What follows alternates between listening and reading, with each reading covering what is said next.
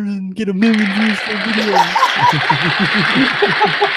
Welcome everybody to the CrossFire podcast, where we are having a fantastic pre-show. This panel is ready to go, and we actually have another special guest that may be on the way. We have no idea, but he may be on the way. We'll find out soon enough. He's being delivered as we speak. Yeah, right, exactly. Let me start with the intros. We'll take a few seconds here to go through. We'll let the audience shuffle in because we know YouTube will alert people whenever the hell they want to. That's what they do, folks. Whenever. Yeah. And we start with the man himself, Crap Gamer. Crap, welcome, buddy. How are you? What's going on, everybody? What's going on? Yeah, hey, man. I tell you what, man. I had that Xbox conference predicted down to a T. God damn it! I think you got most of it down. I got to give you credit there, Crap. Yeah, like even in the pre-show, man, I was like exactly what we're gonna see, and you know, to their credit, Microsoft delivered, and for the first time and since I can remember doing YouTube, it's pretty much unanimous through all the sites who did best this E3, and that's a welcome sight. That's a damn welcome sight. Glad to be here. A lot of stuff to talk about. Very exciting. Well, very cool, Crap. Good to have you here. Let me go to the next guy who we always love to impersonate, but he's going to do it himself live for you right now. Xbot448. What's going on, people? It's the Xbot448. Guys, I'm ready for an E3 wrap-up. Are you guys ready? Man, we saw a bunch of games. I am really hyped. That Forza Horizon 4, I can't believe what they did with that game. There's gotta be some kind of drug in that game, right, Xbot? Because I'm with you with that. And I just get hyped for Forza Horizon. I don't play. You guys know this. I say it all the time. I don't play a whole lot of it, but it looks so good. And now with the option for 60 frames, I'm pretty amped about that. So we'll get into that. Let me go to my next guy. Not only that, the graphics though. Well, they're known for making probably one of the most beautiful games in the racing category. That's for damn sure. But let me go to Senor Boombastic. Boom is going to be broke next year. Boom's buying everything. Boom. What's going on? I'm sorry, wrong person. Yeah, what's going on, everyone? Listen, all the way down the panel, by the way. you know about me. I got much love for him. This E3 was my first E3 as a content creator, and I got to tell you, I am freaking exhausted. It is tiring, right? It is. I was on 9 live shows in 6 days. It's just, I mean, not as much as you guys. I know Crap is probably going to need a back therapy for all the podcasts. I put in 9 hours on the Sunday. I felt like I had been walking around at like Disney World or something. Yeah. No, I did 7 that day, and it hurt. I'm not going to. You know what, though? I got to tell you, what a great time to be a gamer. Again, I don't care what flag you fly, but man, there are so many games coming out. It's awesome. I got to agree with you, Boom. I got to agree with you. Then I got my special guest here, and we have another one on the way too. We've got Dark Goldblum who's joining us again. Goldblum's very opinionated, and we want to hear what he's got to say. Goldblum, welcome back to the show, brother. Yeah, man. Thanks for having me on, dude. It's E3 week, so I'm ready to get into these topics and talk about some E3 games that we saw. Yeah, no, there's gonna be plenty to talk about. Crossfire. Crossfire. Woo! Can I tell you, Goldblum was so upset at E3. Why? Oh, dude, he wanted a new Barbie game on Xbox One. He's chasing Brandal Thor. Oh, they didn't announce it, so like he was really upset. Like behind the scenes, devastated. It was really a bad look for him, man. Well, let me finish this intro because I want to ask Goldblum a question right off the bat. Let me get to my buddy here. He used to be my partner in crime in PUBG, but we both stepped away from PUBG. Predator H2O. Pred, welcome to the show, buddy. What's going on, man? I have not really touched PUBG on the Xbox because it looks like shit and it still plays like shit and it hasn't fixed, so fuck it. I agree with everything Pred just said, by the way. Good to be here, man. I'm like, boom, man. I'm exhausted, dude. Like Saturday, Sunday. I think me and Boom have done 2 shows since then together, and I did Saltiest podcast last night, and this one tonight, and then next podcast tomorrow. I'm just trained, man. I know. I do have some fire footage for the next podcast tomorrow. Yeah, I saw that gameplay, man. Make sure y'all tune in for that, and I know we got some 3 Goldblum. That's the real question. Does the Don have footage of a mud truck? Probably. Why would people vote for that? Like, it's just a truck driving through the mud for 15 minutes. Like, I don't understand, man. Man, that was some brilliant stuff, though. That was great. He keeps voting for him too. Crap. That's not one vote I need. It's Crap's fault that Don wins. Gotta love the Don. Gotta love. So Goldblum, you're in Cali. I want to start this off before we get into the whole FortNite stuff. That's just like corrupting every headline out there. Did you go to E3, Goldblum? No, I didn't. I just didn't have the money to get down there, and even though I live so close, I just was like, I don't want to waste gas. And it's funny. I've talked to a lot of people that are out in the LA area, and they said that they also didn't go to E3, and it's because of they didn't really care for the crowds or this and that. And I mean, I can see where it's definitely an experience, and I definitely want to hit that experience up. I'm trying to talk crap into going one of these years. But he doesn't like flying so much, so we're gonna have to take a train. So we got to leave in like May. So you know what I mean? So that's all right. I don't know. Press conferences is the thing, Like if I get to go to the press conferences, then I'm all in on that. But like going to the show floor and like trying out the games and standing in the line, I don't want to do all that bullshit. Like stand in line and wait.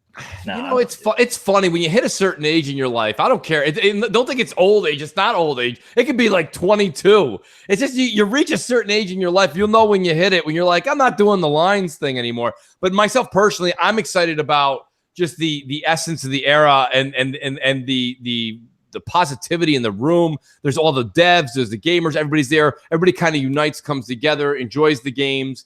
You see some people that are there at E3 that are always bickering on Twitter, and then all of a sudden they're taking selfies together. You know what I mean? So you see everything kind of go down at E3, which is really cool, and I think that's what it's all about. Let's talk about FortNite, and then we'll get back into the E3 reviews. Look, so here's the deal, right? We know Sony's been having this stick up their rear end about not allowing cross-play between Xbox and, of course, somebody think of the children.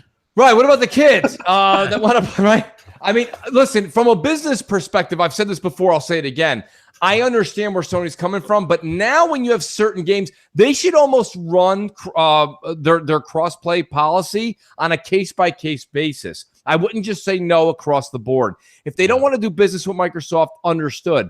But cutting the Switch out just looks like bad blood. It doesn't look good out there. What do you think, Crap? I mean, I think this is terrible. And it's not even so much that I'm for crossplay. I think it's okay as an option. But the fact that your stuff that you pay for is locked is absolutely inexcusable. And their response was laughable. Well, we're always taking feedback from the community. And by the way, we've sold a gajillion PS4s, so we can do what we want. Mooch, I have the article right in front of me where, if you want, I could read verbatim exactly what their response was. I just told you. We've sold a bajillion PS4s, and we can do what the fuck we want. Well, give us the quote. Go ahead, Boom. Give us the quote. It says here, Sony defends decision to block PS4 crossplay with Xbox One and Nintendo Switch. And this is what their response was. We've got to be mindful of our responsibility to our install base. Which is obviously ridiculous. And of course, they followed that with, we sold 80 million consoles. So we could do what we want. Right. Well, if you heard that podcast that Phil Spencer did, the interview he did, like he was like lost for words on what to say. Like he paused a couple of times when he was trying to say. I know he really wanted to say like fuck Sony for doing this, but like, he was just like when the guy asked him the question, he was like, well. He was. He was not a word. Well, not only that, he really responded well when about like he goes, I know people call BS on it. He's like, but knowing who I am, even if Xbox was winning, he still would want crossplay, which basically cuts out any of the BS from like the Sony fans that are like, oh, he's only doing this because he's losing. If you just know Phil Spencer, like just how he is and when he talks, when you listen to this guy talk compared to Sean Layden or Reggie, Phil Spencer's a gamer. Yes. And he wants to, whenever he talks, he's never just about what Microsoft can do, what Xbox, it's always like, how can they help gaming? How can it grow? How can they reach more people? And that's something that he's done since he got there. Yeah. And so it's always funny to me when people go, Phil wouldn't do that if they were winning. They definitely wouldn't. And it's like, the man just said so. Not only that, but he's pretty much kept all of his promises from the get-go with Xbox. And this E3 was just another example of that. Anybody that's not excited, man, check your pulse. I got to agree with you, Crap. I mean, as time goes by, and it's funny, I don't know if you guys feel this way, but I felt this way. If you've been studying and watching E3 for as long as all of us, here's the thing. E3 back in the day used to be the whole event was the event. That's it. The hour and a half, that's it. take it or leave it, go home happy or go home upset. That's not the case anymore. The show is still the dominant source, but the whole week after, that's my E3 press, because right? you see all the interviews and stuff because they go up there and they talk, then they show games off for an hour and 40 minutes, but then afterwards with all these interviews, that's what I always look forward to. So that's when you get all your real hard-hitting news, stuff like where he said, you know what, we were able to have a great conference and not show our full hand yet. Yeah, and no, I was like, whoa, really? You know what I mean? He's like, yeah. He goes, we could have went up there and teased stuff that we're working on, but we didn't have to show our whole hand yet. And I thought that was awesome on their part, you know, like, and I know, like, and I said this on Xbox Nation, not to sound pretentious, but they set themselves up for the future conferences. Well, I'm not saying we don't got shit now because we got plenty to look forward to. I'm saying they set themselves up and save some of these announcements for a later date, and that's awesome. Right. And I agree. And let me just take a quick second here to say to the chat, please tweet out the link, hit the like button. We got a lot of good show here tonight. But I will say this much. Shout out to Thumbs in the chat. He says, you know, Mooch, it doesn't work like that on like, you know, with FortNite. You say, I'm going to do it with this game. I'm not going to do it with another case-by-case basis. And here's where I say that I think you're wrong there, Thumbs, is because like Switch is doing crossplay with selective games. There's other games they have that they could probably do crossplay, and they don't. Maybe Nintendo's doing it by a case-by-case situation. So Sony could most definitely allow it with the Switch and be like, this is, you know, or say this is the only game we're doing right now. That's all they have to say. It's the only thing they have to say. We feel that this game right now is so big and it's free to everybody to play. We want everyone to enjoy it through every platform and every system. Yahtzee, great. Well, either way, even if they don't allow crossplay, as long as they allow you to use your account, like use your account on, you know, the Switch, like why can't you just allow them to do that? It boggles my mind as to why Sony anti-consumer, man. Yeah, it's crazy. It is. It's like if you don't want to allow crossplay, don't block people from using their account on another system. Like that's just why. I was saying, can I just say there's over 300 people watching. There's less than 100 thumbs up. What is going on? That is unacceptable right now. We need people hitting that thumbs up button like crazy. No, I agree, guys. Hit that thumbs up button. Tweet it out. You guys are doing a great job. I know everybody shuffles in. First of all, let's be honest. Let's just talk about the obvious. It's beautiful in New York, finally. We're getting 86-plus weather for the next 4 days. So everybody's outside. Everyone's barbecuing. People are in pools. Sounds terrible. We actually get – well, listen, listen, Goldblum. This is why you are Goldblum. I love it. He's so negative. He makes me look cheery. I love having Goldblum around. So anyway, Goldblum's great. It's so interesting to see the Switch seems very open to crossplay. Yeah. Because I'm kind of looking at some of the games, and it's like FortNite, and there's quite a few other ones as well, which I think is sort of weird. This game called let's see, Hover, which I don't think it's out yet, but it looks like Mantis Burn Racing. Mantis Burn Racing is also going to be there as well. Minecraft.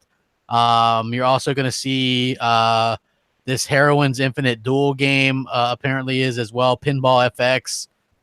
So yeah, there's a good amount that looks like there's going to be some crossplay. Rocket League being one of them as well. Yep. So it looks like they have no problem doing Trailblazers. Is going to be another one. Paladins.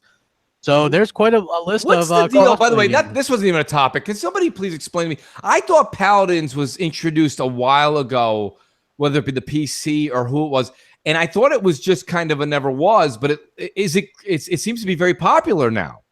It's kind of like the way the industry is going right now. When you talk about Paladins, sometimes you've seen games released that didn't get quite the fan fest or whatever that when you see a typical game release in the traditional fashion, but over updates and stuff like that, all of a sudden games that have been out for a while, you just start seeing that player base increase, and it just kind of takes over. And it's the same thing with crossplay. Like, people are thinking more traditional and stuff like that. With Sony, they're going that more kind of like traditional factor when it comes to why would we ever do that?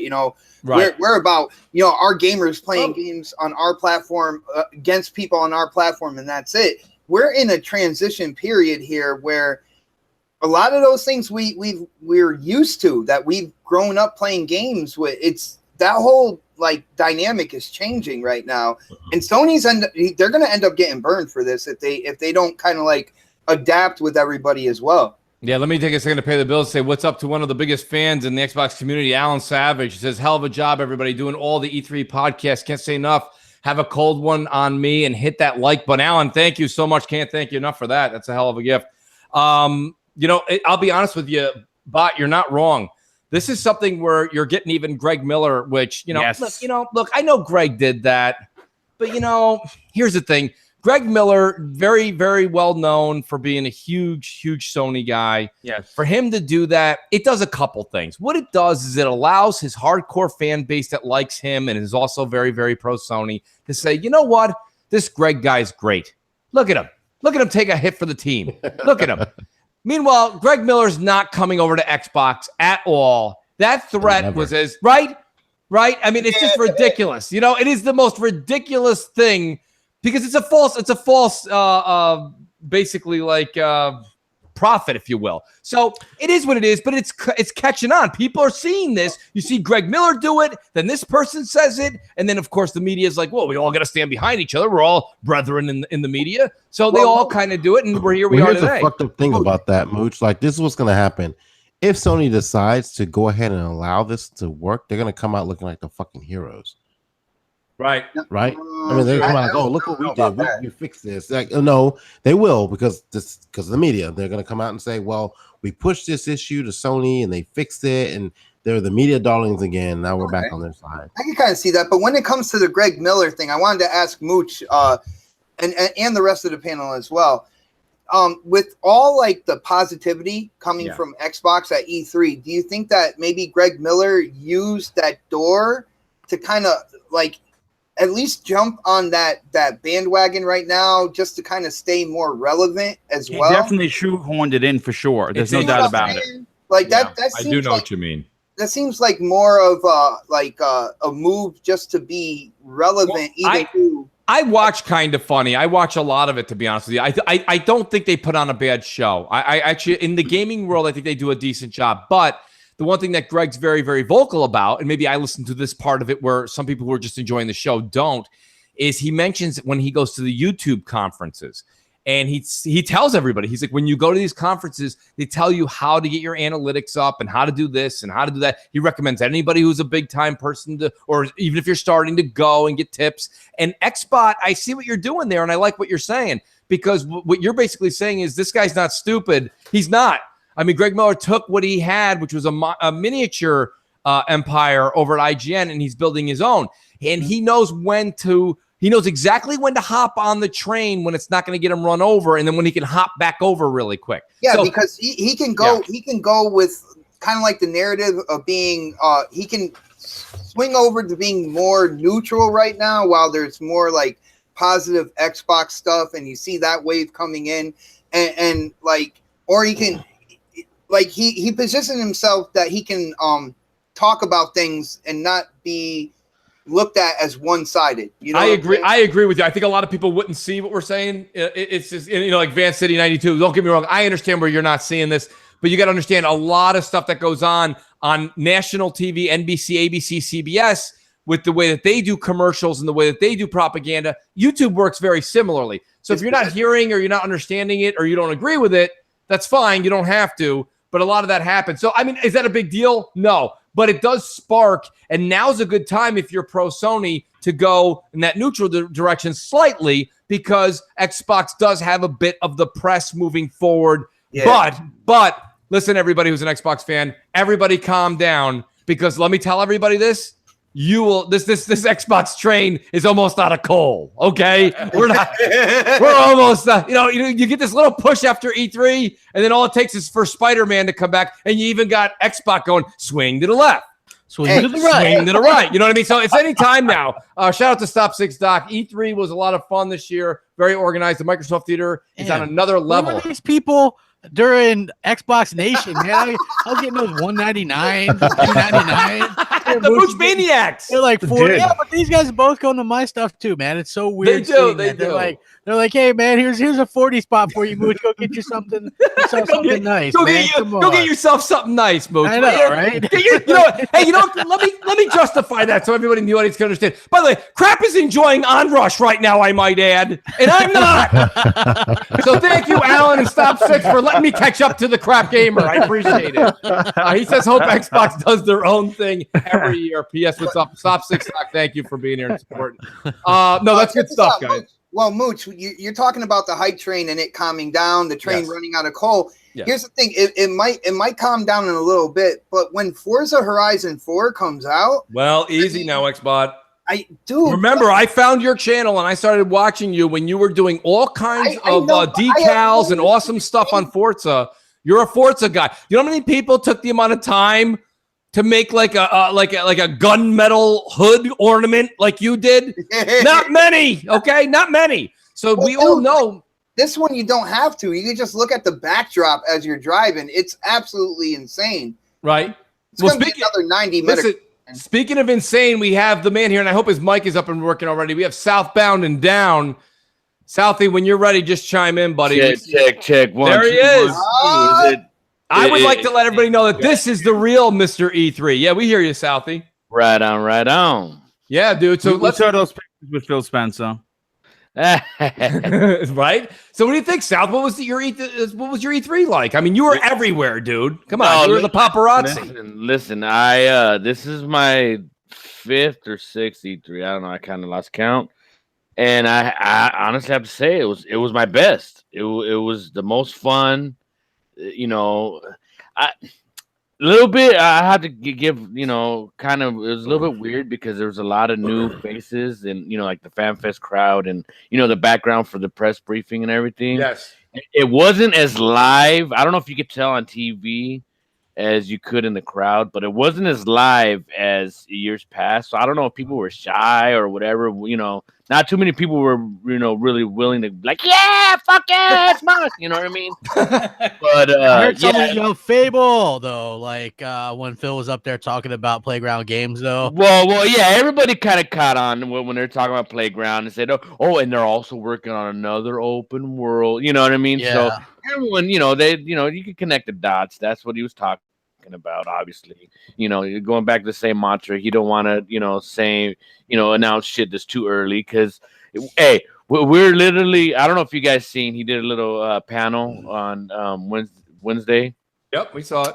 And as soon as we walked out, we're literally on the street side, bullshitting with Phil, and some dude comes up and he was like, "Man, what happened to Crack? You know what I mean? What happened to Scalebound?" And Phil's kind of like leaning damn game again, you know what I mean? And you know what? It's just I don't know, man. It's just weird. Like he's still hearing shit about it, and it's just one of those things that you announce stuff too early, and people expect it. People hating on Crackdown because they announced it 2014, and still really didn't hear much about it. Obviously, from that little trailer, Terry Crews. Honestly, me personally, I have no problem with them, pushing it back because. Right. It's gonna get drowned out. You got Red Dead Redemption. That's what I said. And Call of Duty. You got all these games coming out. From September to the end of November. Yeah, it'll get buried. Let's be honest with you. Listen, here's the thing, though, Southie. Not just that, but it's in my opinion, okay, from over here in New York, just sitting here as a consumer enjoying the show and watching it from its infancy of Crackdown 3 that they showed years ago to today.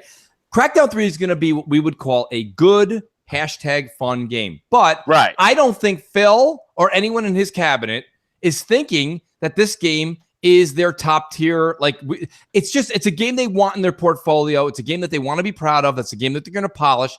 But you know what I'm saying? Like, I don't think Phil's even trying to push it that way. You know what I'm saying? Even if you paid attention to the briefing, yes, their showing of it this year looked much better than it did last year. It was supposed to come out day and night. So, and going back to Scalebound, when the dude asked, like, "Oh, what happened?" and he flat out said, "It wasn't good." Yeah, it wasn't good. So they had to basically write off all the millions of dollars they put into it. Right. And it wasn't, because I was hearing for a year or so before they actually canceled it, that like for instance, they're working on the game because I don't know, most of you guys know that they actually took the game away from what was the company that was making it? Platinum. They actually took it from Platinum and they were working on it in Redmond, right? Wow. And so, and coming from I'm not going to name names, but someone was saying, well, it's got to sound more like a fucking dragon. And then one guy goes, well, what does a dragon sound like? That's a good question. Yeah, exactly. So, you know what I mean? So it's like, oh, I mean, that's a palm slap right there. Like, oh, shit. Okay, so listen, Southie, people need to know. What stole the show from the floor's perspective? Forget what the media. Don't go by Twitter. We all know that. We've read that. What stole the show from everybody on the floor? Obviously, Cyberpunk. But prior to that, it was that. What was it? Jump. The one with the one that K-Mega's been talking about it. Yeah, the Street Jump Force or whatever. Jump Force. There you go. Yeah. Hey, honestly. A guy sitting behind me, as soon as they showed what was his name, Naruto, whatever. I'm not familiar with that. Yeah. Hey, as soon as they showed that cat, this guy behind me, he must have sprayed his shorts, bro. Because, oh my god!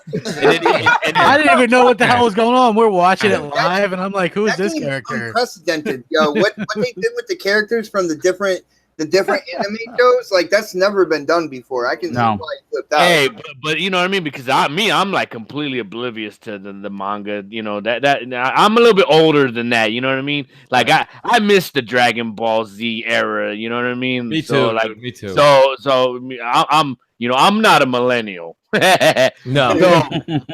So to me, that totally it did nothing for me. But the audience went nuts for it. Yeah. So and like I said, yes, man, I wouldn't even have known if you didn't say that. Like to me, if it wasn't for K-Mega bringing it up, crap, I wouldn't even know what I would have said. South, what is that game? Yeah, I was like, what's a Naruto? Is that how you pronounce it? I don't know. I know. I said Naruto, and somebody else is like Naruto, and I'm like, believe it, and I don't know. It's pronounced Naruto. Naruto, yes. You know what? I got to say this about that game. First of all, if you're a fan of the anime, the fact that they're crossing over those universes, I mean, listen, it's fantastic. You know what? That's exactly what they were saying in people in the background. They're like, it's like the manga. The world's coming alive. It's like the perfect storm. And I'm looking around like, what? Next, Like that 3D type of fighting stage was kind of cool. I was like, oh, that looks cool. But I mean, half of those characters I didn't know about. I only knew some of them only because my brother-in-law watches anime. I don't watch. Yeah, well, that and Kingdom Hearts when it had a good pop too. Yeah. Well, Kingdom Hearts even though on both stages. Yeah, it was so weird because Kingdom Hearts I thought looked better on the Sony stage with the Pirates of the Caribbean stuff. But I guess it's it's all the same damn game. Yeah, each world's supposed to have its own I'd rather chill with Captain Jack than people from Frozen. That's all. Hey, and you don't want to build a snowman. No, the funniest part of the briefing in the audience. Yes. Now I don't know because you guys obviously live tweeted or live, you did a show, going, doing it as it was going on. But the biggest okie doke they did was with Gears. Dude, me and Mooch were. I was like, because I was 10 seconds ahead of the stream on mine, right? And so I go Gears, and then you see the little pop things, and I said, "What the audience were kind of like." and then they go into Gears, and then they went to the RTS, and then it was more like, huh? Yeah, right. And then it went to Gears 5, and everyone's like, yeah. I really wish they would have waited till the very end of the show. I was talking about this with on the podcast last night, Salters podcast. Like, had they just stopped with the the first two and just left the cliffhanger there and came back at the end of the show and came out with Gears 5, that would have been passed out in the Dude, seats. they wouldn't have been able to because there would have been so much fruit thrown at them on stage. That's true. Yeah, there would have been a lot of people. Hey, pissed Mooch, off pay the about bills, man. I guess they planned to start off with Gears 5 and then go into the PopCap, RTS. And I don't know if it was Phil or whoever was like, no. We should end it with that. And I go, you know what? That was the perfect thing because you really, because not a lot of people are into, the PopCap shit or, a phone game, whatever. What did, you know what I mean? Southie, what did Phil say about Halo Infinite? When did he give you an idea? They're pretty tight-lipped about it, and because I talked to somebody that works on the Halo team, and I go, to me, the biggest telltale for it was the helmet was off.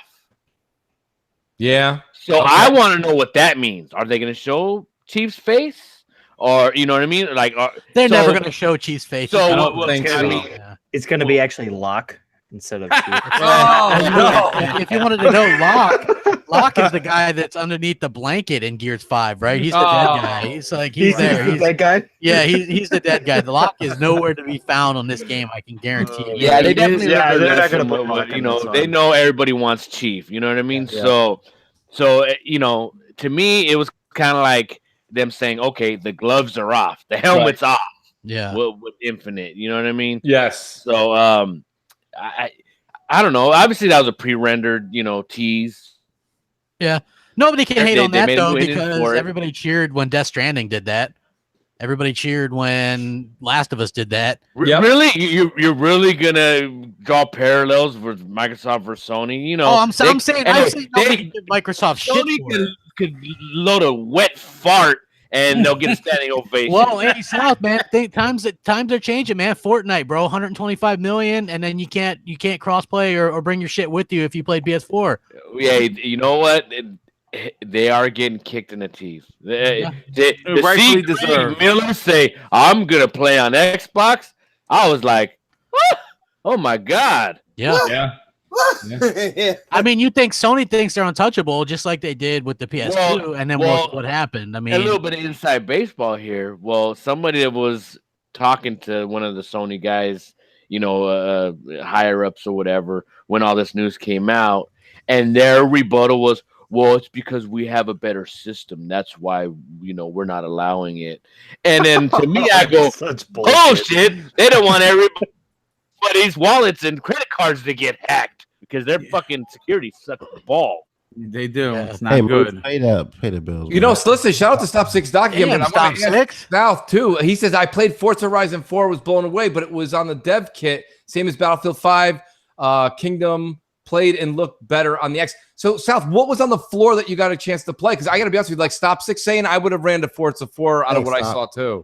Forza obviously is always amazing, especially on the sled. Ooh. The sled is amazing. When they switch the seasons into the snow. Yeah. You're from New York, so you know how it is to drive in the snow. Yes, and sir. The crunching of your wheels. Yes. You could feel that. That's what I'm talking about.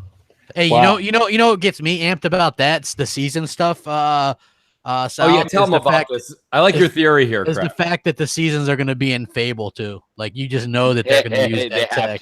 They are, and they're going to also not only that, but Fable takes place in Britain, so they can use those assets. Yeah, that's their backyard. Yeah, they can use those assets and use the season tech and stuff. You're going to have dynamic like this next Fable that they're going to bring out is going to be the one that it should have been all along with like seasons dynamically and weather, and it's going to be something that it's going to be amazing. Did you see what those developers said?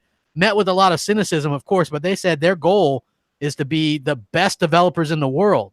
Not we're going to be good the best developers in the world. Right? Well, and they're well. You know what? I loved, and it's funny because everybody knows that I have a quote unquote friendship with Phil. Right. Me and Phil go way back. Yeah. We go back like 4 flats in the Cadillac. We do. It's crazy. But honestly, I hate to even ask him questions. You know what I mean? Because that's not like our friendship is based upon. You know what I mean? Right. Like, Yeah. you know, Right. because I don't want to be like. Now, I will say something. Like you said, if you guys caught that panel, it's on YouTube. So you can go back and watch it.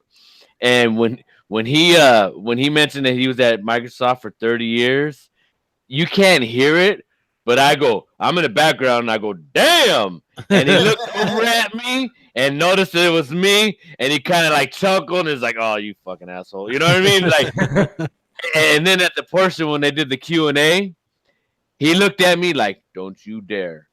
Don't you like, don't, you know, because he knows I'm a smart ass, so I would have got up and said something, you know, asked some stupid question, you know. Yeah. But he just gave me that look like, don't you stand up, don't you raise your hand, don't you fucking clap your feet, nothing. You know, it's funny He was too, in Sal, church. because one of the things that I've always been thinking about, you know, with this generation and the way that Phil's been kind of describing like the forward and backward compatibility, I'm kind of under the impression that Microsoft is they're almost going back to their old playbook. You can see the confidence. You saw that great. No, you're absolutely right. You know what I mean? They answered everybody's question and everybody's, you know, lack of faith in them. Yeah. You know, they said, listen, you know, Phil knows that everybody wants first party games. He knows it. He hears it every day on Twitter. Not only that, Southie, but he in that interview with Giant Bomb, he confirms basically that their hands were tied with buying anything, doing anything. Right. He's yeah, like, Terry Myerson, you know. He goes, yeah, due to certain things, you know, we couldn't invest. He says it. Right. He's like, yeah, and even the CEO was like, what's Xbox do for us? Like they were like, because they asked that question. Well, there was rumors that you guys were going to sell off the Xbox. Yeah, you know? and you could tell it was like that shit was close. That was close. Well, we have a lot of people in the chat that were there with you, Southie. Shout out to Delilah, says thanks. She goes, South, you know why E3 was fire. So Delilah, good to have you back with us here. Delilah's my we girl. missed her not having her online because she was out Yeah, there in LA. Yeah, you know what? I got a chance to He was spend looking some time with Delilah. She's a Delilah. Listen, Delilah, I'm giving a shout out to Delilah right now because she's always supported me. She's always supported everything I do. I want to know that she is a fantastic person, an awesome gamer. And Delilah, you better go back out to E3 next year because I'm dragging Crap and Zaire. We're all going out there. The East Coast is moving west, baby. Taking the train. Coming out. Delilah's got to go out there. And also we got Algorithmic Arcade. It says, with Ninja Theory now being a part of Microsoft Studios, do you expect a Heavenly Sword 2? And how much of a slap in the face would that be? Sony owns Heavenly Sword, first of all. But but how shocked were you that they acquired that?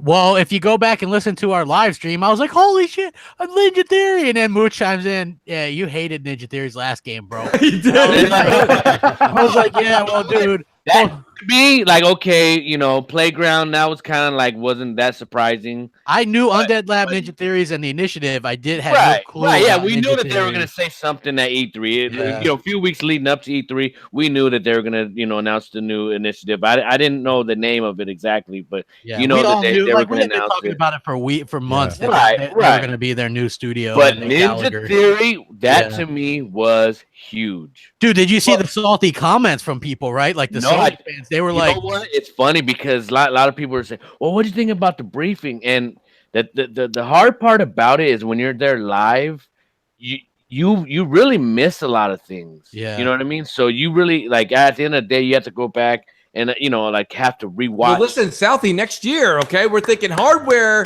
We're talking hardware release here, so yeah. And that was another thing. They didn't mention a fucking controller once. That was interesting. You know what? Like, Microsoft listened. Here's the thing: there was no Minecraft, no controllers. Chris Charla didn't bring his happy ass on that stage. Hey, the ID Xbox, what was maybe 2 minutes of the show?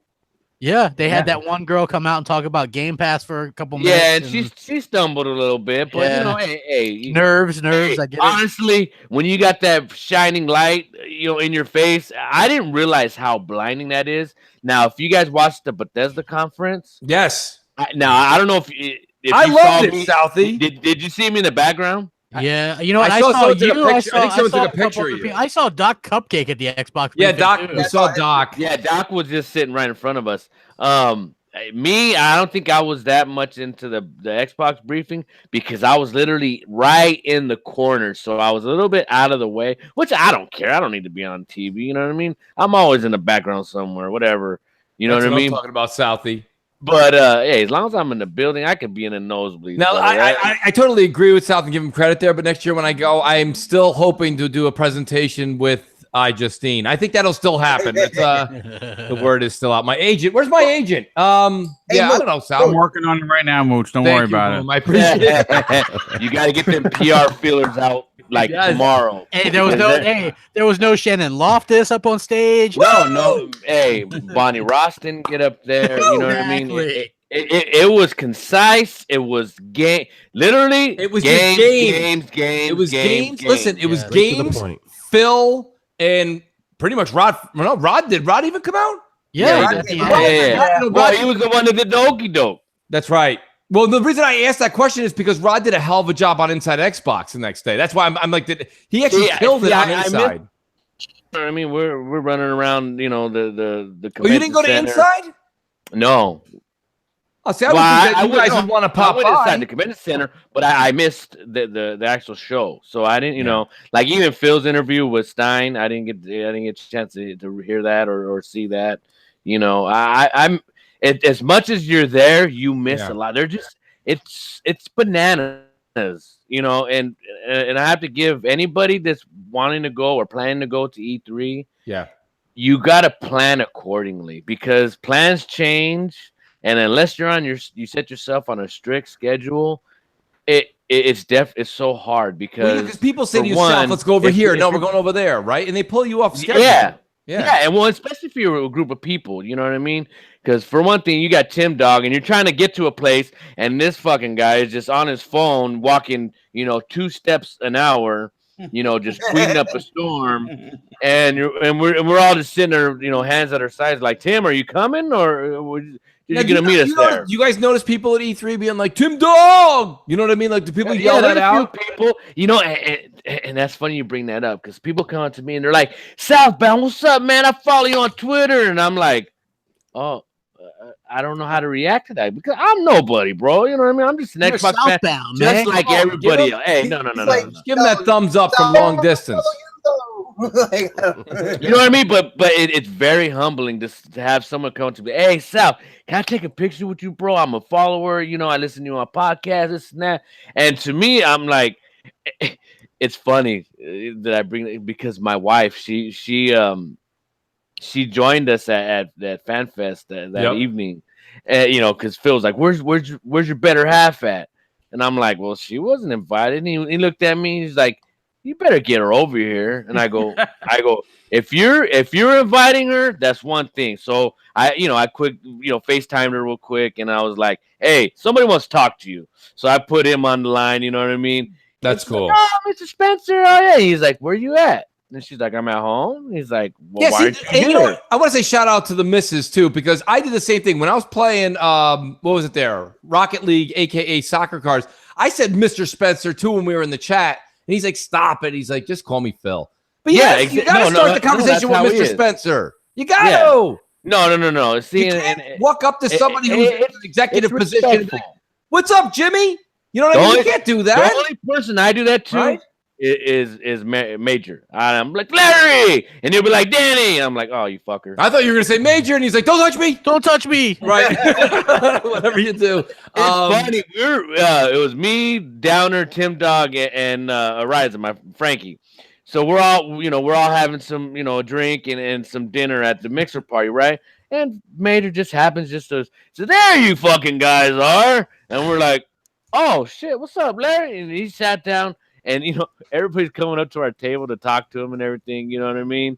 And, he was just like, it's funny because he's just sitting there bullshitting with us, or basically Tim, because Tim is his homie, and he's just like spending most of his time with us, And, I heard Downer bought a new X. He was so impressed. He sure did. Even though he tried to play it off. For the kids, we're like, he tried to play that shit off. Yeah. And it's funny because when he says for the kids, he sounded like he was from New York. He hang around with Tim. He did. Forget about it. For the kids. It's for the kids. I get no respect. Rodney Dangerfield. You know what I mean? It's for the kids. No fun fact, Timmy. Yeah, that was I'm funny. gonna as hell. slice after this. Forget about it. Forget about it. So it's For the kids. I love that video. It was good.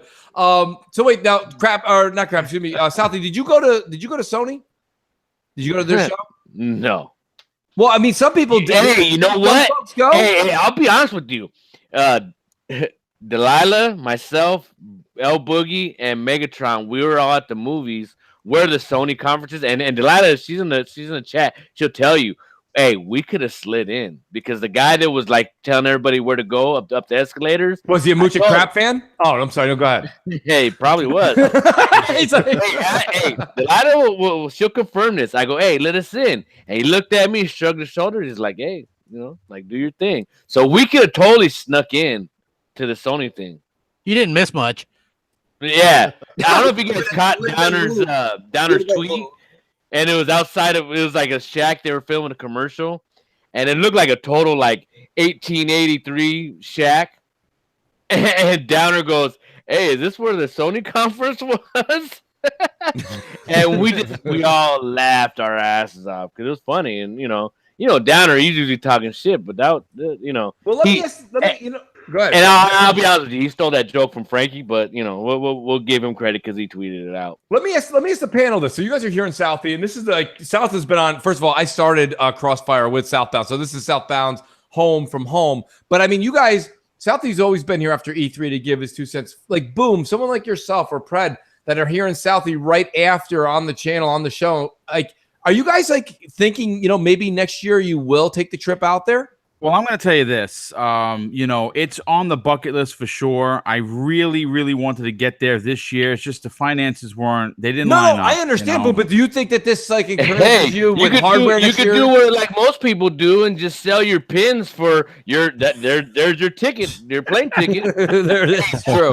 Fan Fest, someone sent me a DM and just the Fan Fest, pins. We're going for a minimum of $250, and to me, I was like, "Holy wow!" shit. You know what? I'm gonna get there, and I would love to do some sort of a meetup where we actually got to meet everybody in person. That would be my dream, personally.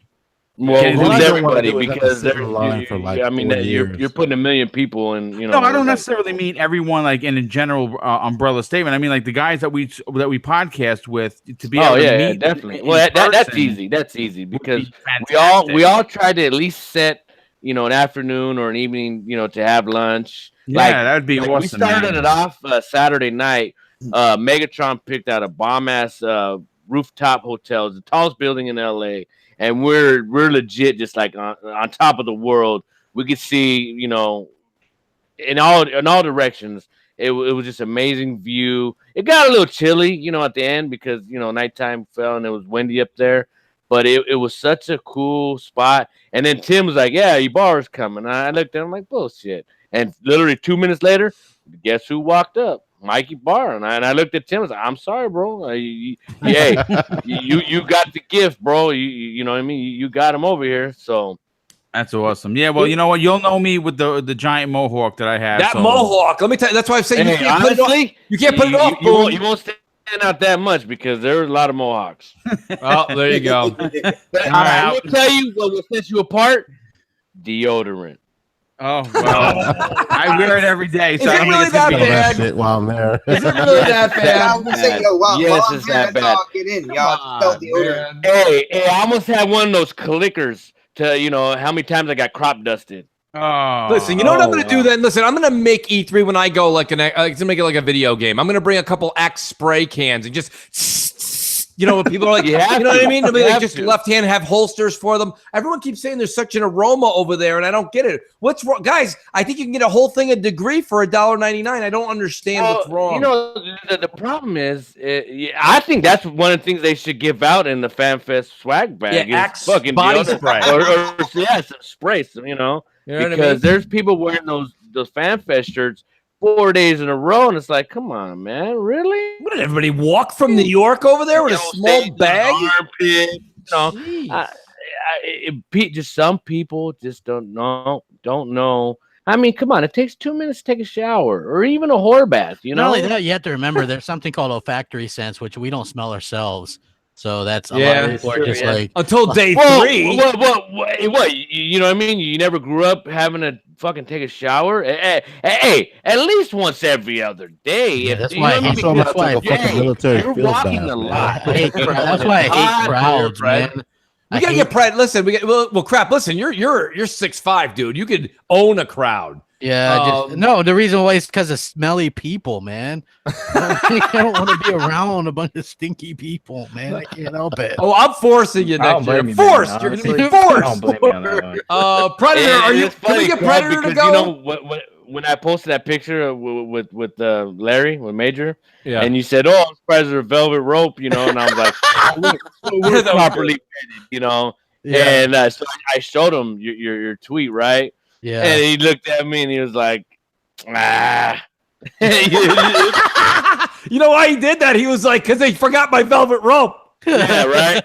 No, because I swear to God, here's the he thing. came Here's to the- us. We were like, "Hey, Major, over here, come, Hey, please come sit with us." Here's the thing: you hear different people. You hear different things for different people. Southie. I heard at the Xbox One X thing in New York that Major Nelson was like a drive by, get here, get done, and get the hell out of there. And when people would take pictures next to him, there's like this bumper zone, like 2-3 feet, right? Like you're not allowed to touch him, you know. So No, it's you like- know what? You got the first part perfect, right? Spot on the nose, because he'll sit there. Hey, I'm Major Nelson, Xbox Live. You know, I'm Larry Herb, Xbox Live, Major Nelson, and then boom, he's gone. Yeah. And you're like, wow, wasn't I just talking to him? Like I literally turned my head and he disappeared like fucking Batman. You know? Yeah.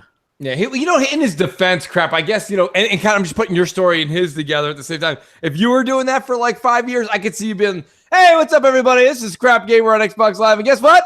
I'm out. You know what I mean? I can see you being like, thank you, everybody. Signed t-shirts are over there and signed mugs are that way. I'll see everybody later. But yeah, I don't know. I think that Larry's not, he's supposed to be the spokesperson. So I always assume that Larry would be out there. I mean, I'd be out there all the time. You guys know that with me. I have to give Major credit.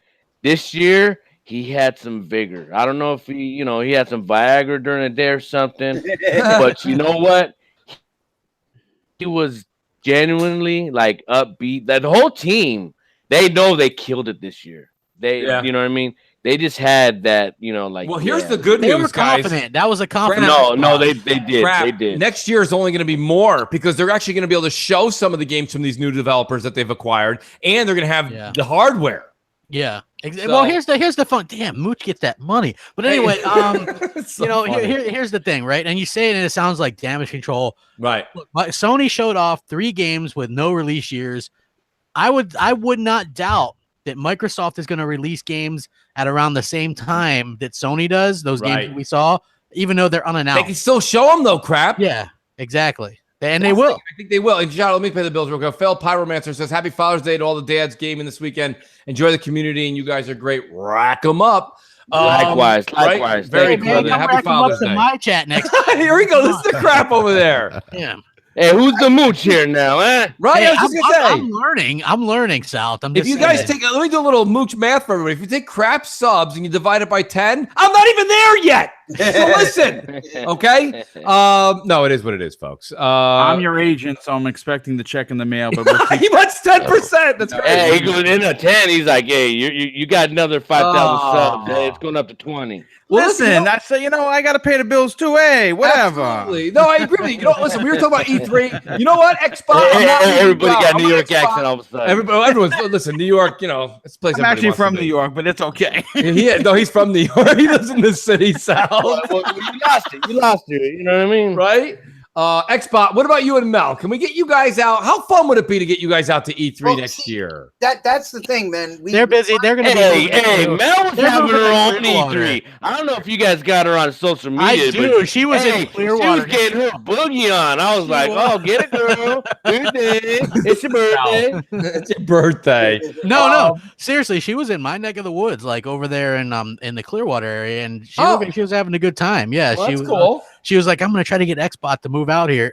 Oh, that's right. That's right. I did see that tweet. I didn't know. I gotta be honest with you. Sorry, guys from New York. We have cement feet. We don't move very much. When she said Clearwater, I'm like, when was that a new town in Connecticut? You know what I mean? I was like, wait a second now.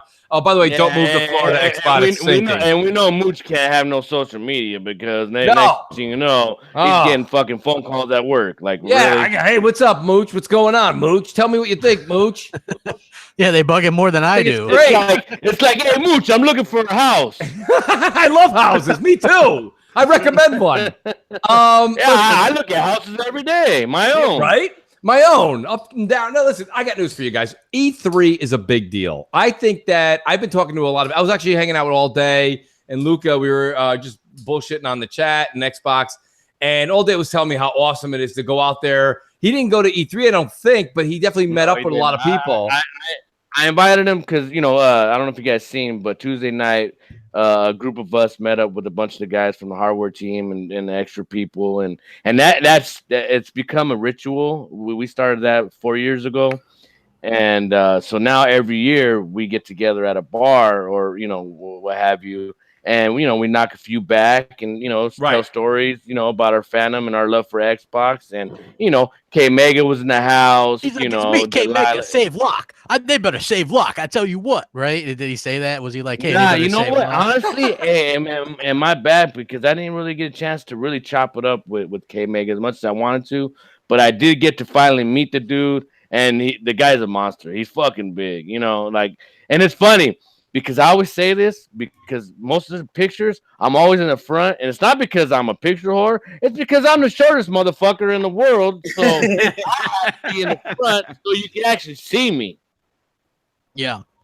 But in our world, dude, I got news for you. Italian people, we're not tall either. I don't know how the hell Crap got that tall. Yeah. But we're not sure the jury's still out on that one. But I got news for, I think even Boom, what are you? Boom, you got to be 6 all right, 6, that's fine. We're close enough. That's fine. I still need, but listen, I got news for you. Being tall at E3 sounds like an advantage. Oh, for sure. It is. Yeah, definitely is. Yeah. Well, maybe or maybe not, right? Because us small guys, Southie, you know what we can do? I'm 5', what am I, 5'10" on a good day. We can just go ahead and sneak right in there, get wherever we gotta go. Not me. What do you mean no? You gotta hang out with the Mooch. You like, Mooch didn't even bring his ball. How's he eating? I can't do it because people recognize me. Oh. Because hey, let me ask you this: since you're good with the Xbox people, how come your Xbox hat that you designed looks better than their official one? Hey, you know what's funny? It's because going back to that party we were at with Mr. Carl Ledbetter, who designed the Xbox One S, and the X. And I told him, hey, I want my own personal life. I want my own Xbox. I go, but I don't want to die to get one. You know what I mean? Oh. You know how they did Addicts? Yeah. They made which was awesome, by the way. Yeah. Right. Which our boy the Pope, he actually is the one that fucking designed it. Shout out to the Pope. Yeah. Great. Yeah, he designed it and they made it, so that was pretty awesome. That was very nice what they did for Xbox Addict too. That was awesome. I had to, bitch Aaron Greenberg out a little bit because during FanFest before it all started, they showed the console and everything, and Aaron legit started tearing up and got choked up. He was on the mic, and we're getting ready for the briefing, and here we are, sad as shit. Aaron's crying. Half the people in the audience are crying. And I'm like, come on, man, how can you do that to us? We're about to go. We're supposed to get hyped and excited. And then you got everybody getting crying and shit. I'm like, well, come on, man. At least you could have done that after the fact. But you know what? It was a beautiful tribute, and you know what I mean. It just made. Hey, you ain't gonna see Yoshida crying for nobody. They're no, like, oh, fuck, certainly not. He's not close to his fans like that. No, definitely. No, and when you talk to 80-90% of the Xbox team, and you ask them, hey, what's your favorite part about E3? And they'll tell you it's the fans, interaction. The joy and the happiness that they see on everybody's faces. That's what makes their job worth it. No, I agree. Listen, South, I want to ask you a question. I want to open up to the panel. What do you guys think about this? South, you start. The 5 new studios that were acquired by Microsoft. Listen, let's do me a favor, please. Leave Playground out because we know the Playground's already. Thank you for getting back to this, man. You Ninja Theory. They pretty much own them already, so we'll say with the four. Without them, which of the four are most exciting? Ninja Theory. And not that I like their games in particular, right? But it shuts all the people up for the Japanese style games. Hey, it shuts them up for another thing too, South. They do single player games only. Exactly. Right. That's a big deal. So, and another thing is, for everybody that's bitching about, no Xbox games to play, when Nier comes out, I want to see them kill it. So if nobody buys it, then my middle finger is up to all you guys, because you guys have been crying for years about no Japanese. Man, I don't like that Nier. I don't like it. Yeah. To be honest. If you own it on PlayStation, I understand. But for the people that never had one or never bought it, never played it, hey, it's 4K on the X, by the way. Support it. Well, if they don't support it, then you only have yourself to blame why there's no support from 100%. Yeah, that's true. You know how it goes when it comes to a huge community of people. They'll be like, I want this, I want this, I want this. Somebody comes out with it, they'll be like, well, that's not exactly what I wanted, so I'll skip that one. But they'll keep it going like that. But I gotta say, Ninja Theory, they're one of my favorite development teams. I played their first game that was on console, Kung Fu Chaos, OG Xbox. Phil Spencer helped with that, apparently. Dude, that game was so much fun to play. I hope they either remake it. I hope they put it into backwards compatibility with the OG Xbox. They can actually do that now. So I hope they put Enslaved Odyssey to the West to backwards compatibility, because that was one of those games that was on multiple discs. It was kind of a pain in the ass. You were getting some shit about not liking, Hellblade or whatnot. Here's the thing. I don't like Hellblade because it's a looking puzzle. It's like, I don't like that aspect. I think the game looks great. I think the end of the game crap you might have liked if you got to the end of it starts to get to. I mean, don't get me wrong. See, my biggest beef crap, and I'm not going to critique you because you're right to say what you're feeling. Yeah. My issue with it, and I enjoyed the game, wasn't the looking puzzles. It was the repetitive fighting at the end. That last part, I'm not spoiling it for anybody, but when you get to that bridge at the end, I don't know if you guys fought. I fought every GD goddamn character all the way down that bridge, and it was exhausting. Check this out, though. Like, you can like a development team and not like absolutely. Here's the thing. I liked Heavenly Sword. Yeah, Heavenly Sword. Yeah, I liked Heavenly Sword by that, and I liked Enslaved on the 360. DMC to me was awesome. Hey, DMC was the only one of those games that I enjoyed, to be honest with you. I didn't like the other ones, dude. Yeah, so hey, yeah. Devil May Cry looked fucking good too. Yeah, and it was funny, like I said, South, because I talked to Tim Dog a lot. Like, me and him were kind of like DMing each other on Twitter while he was at the show. So you're the reason why we're fucking waiting for his ass forever.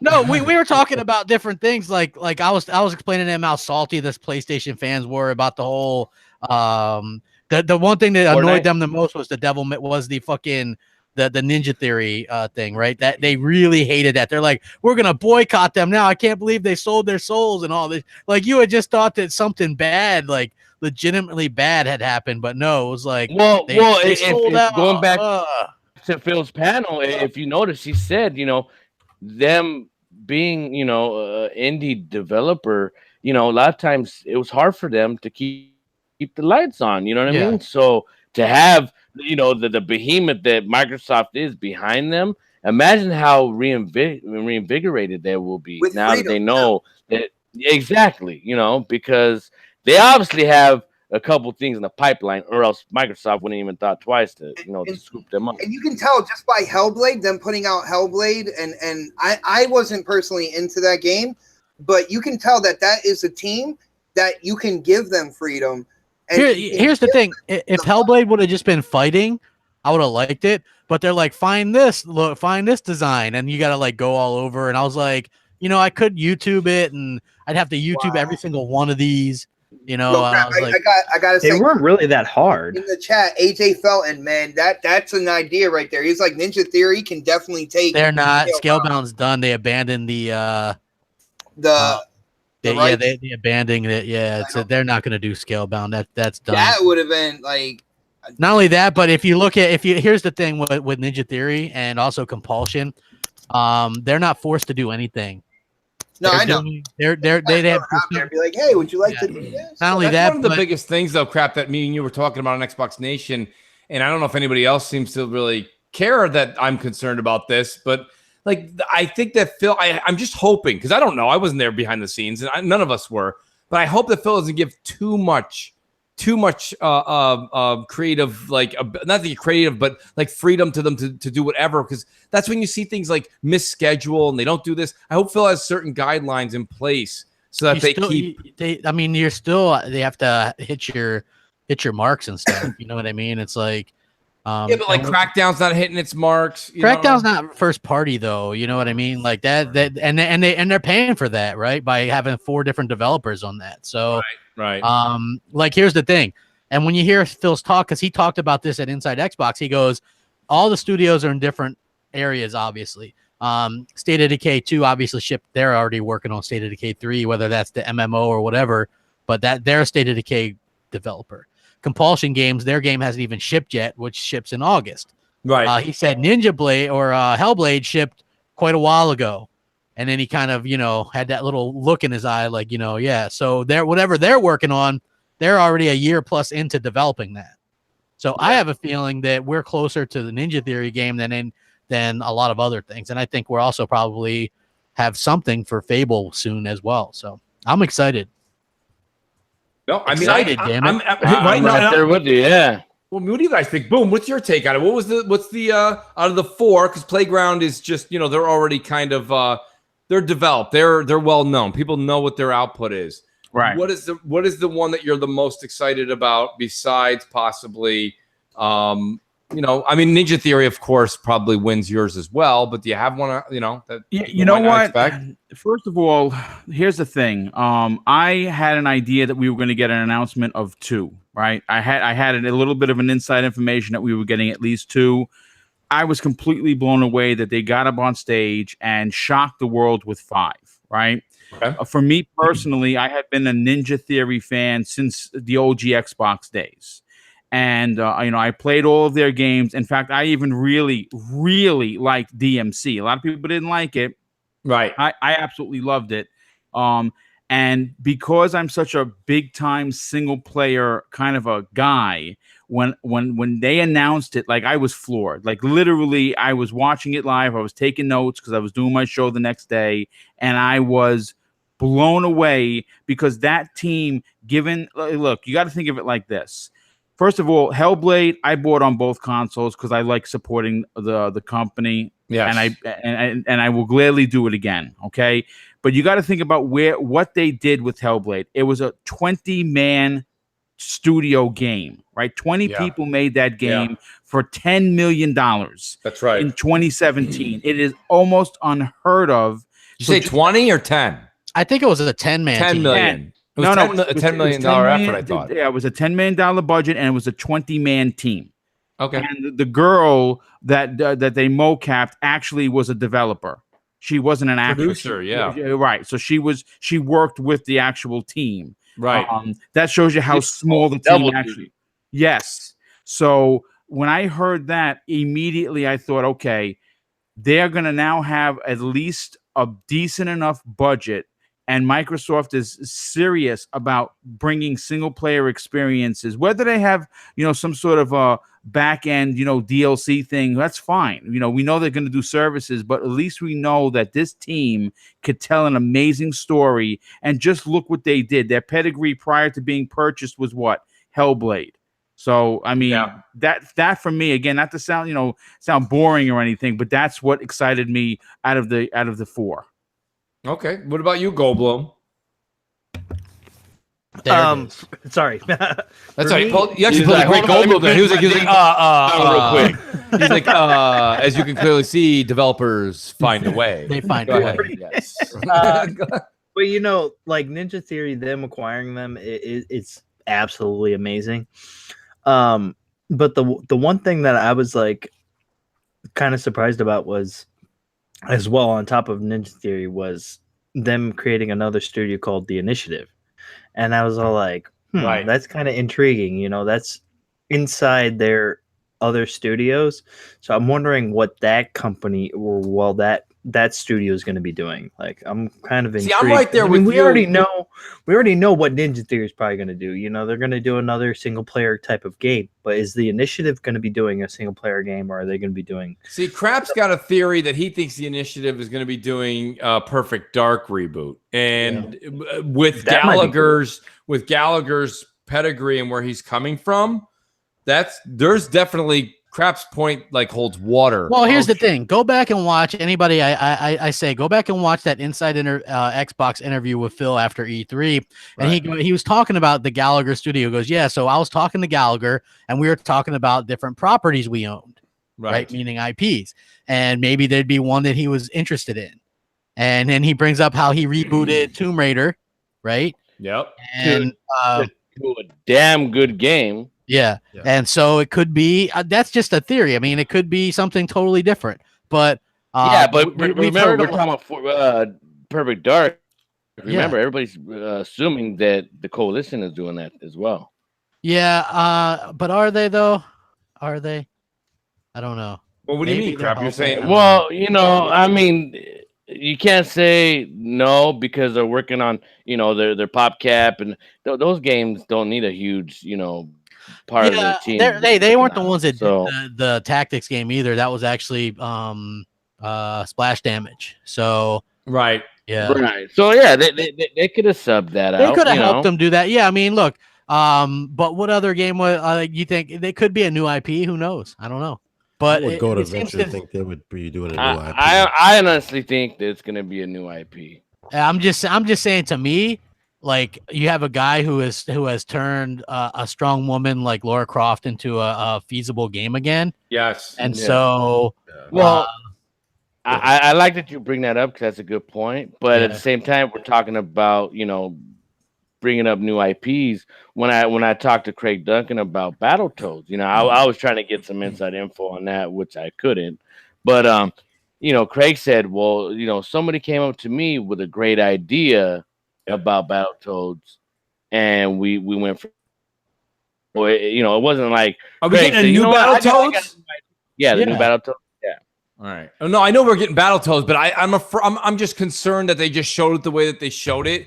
That we're gonna basically get like the 1990s version, just kind of like up. No, it's 2.5D hand drawn. All right. Yeah, I feel like I feel like Battletoads is going to be something special for the fans. Too. I hope too, so. Because you know what, they found a good spot when it comes to Ori, Cuphead. I think they got a good formula, and a good feeling for their platformers or side scrollers. Right. No, I'll say this, like, they talking about the initiative, and I'm thinking like maybe they reboot an old game, but maybe they're working on another brand new IP as well. Like, I think they're doing both, because like they're calling themselves a quadruple A studios. That means that and to me, Perfect Dark doesn't really, in my personal opinion, doesn't really fall into that category. Well, let me ask you guys this question, okay? Because I was reading what Gallagher says, and he says that they're treated like an indie studio, meaning they have full control over doing whatever they want. I honestly think they're gonna try to make like a Last of Us type game. Hey, I'm fine with that. But I still think we're getting a Perfect Dark by someone. Oh yeah, I don't disagree with you one bit on that. Yeah. I think we're definitely making point to that. Different story. If you just look at what Microsoft does, they want that whole strong female protagonist thing. They like that, and like if you look to the but they don't want to overkill it either, because now they already got 3 or. Tell me this, South. Were they kind of irritated by how close Control looked like the Quantum Break? You know what? I didn't hear. I really didn't hear too much about it. Most people didn't even think it was coming out on Xbox. Yes, that's true. That's because it didn't look like a lot of people assumed it was a PlayStation exclusive. I heard several people were like, "Oh man, I'm just bummed it's not coming on Xbox." I'm like, "What are you talking about? It is coming out on Xbox. You know why? Everything, PC, because Xbox." Here's the thing, South. That game, the publisher 505 only paid $7.75 million for that. Like, why Microsoft couldn't pick that up? I have no idea. No idea. Well, I think it goes back to what you've been beating the drum for a while, crap, about how that they were really strapped for cash. Yeah. You But know, I mean, maybe that could there's be- that real could be- relevance to what you're saying. I still think what I would assume, now this is just me spitballing, that Quantum Break there was an issue there somewhere. they said the game's not dead though. I feel like Control is like the game that they they'll wanted probably to bring make. that back after Control. To be honest with you, I would. Hey, they- here's the thing, South, and maybe you probably wouldn't say anything anyway, but I had heard prior to E3 that Undead Labs, that they had bought them Playground Games, obviously that had leaked out well before, and I knew that Gallagher was running his own studio. No clue about the other two, but they've all obviously said that they're not done yet, and I could see them pick up a Remedy because they said they like Quantum Break, and Remedy is able to work on two games at the same time, right? Yeah, I could they see them do do that. A big enough team, you know. I could definitely see them doing that, and also then you could have them take care of Quantum Break, which I think has limitless possibilities. And you know what? It's good for because obviously most teams get burnt out, over and over and over again. I mean, you've seen what happened with Bungie. They got Halo just kind of they got bored with it. Yeah, and it's hard to think of new stories and new, just to start fresh with something new. Yeah, gives you that breathing room to say, okay, now we can go back to Quantum Break or something like that, because their batteries are charged up. Yeah, well, if you look at what the future looks really bright, because they've said, I got a feeling we're going to see a Recore 2, we're going to see a Quantum Break 2, we're going to see obviously Halo and Forza and Gears and Fable, something from Ninja's Theory, whatever.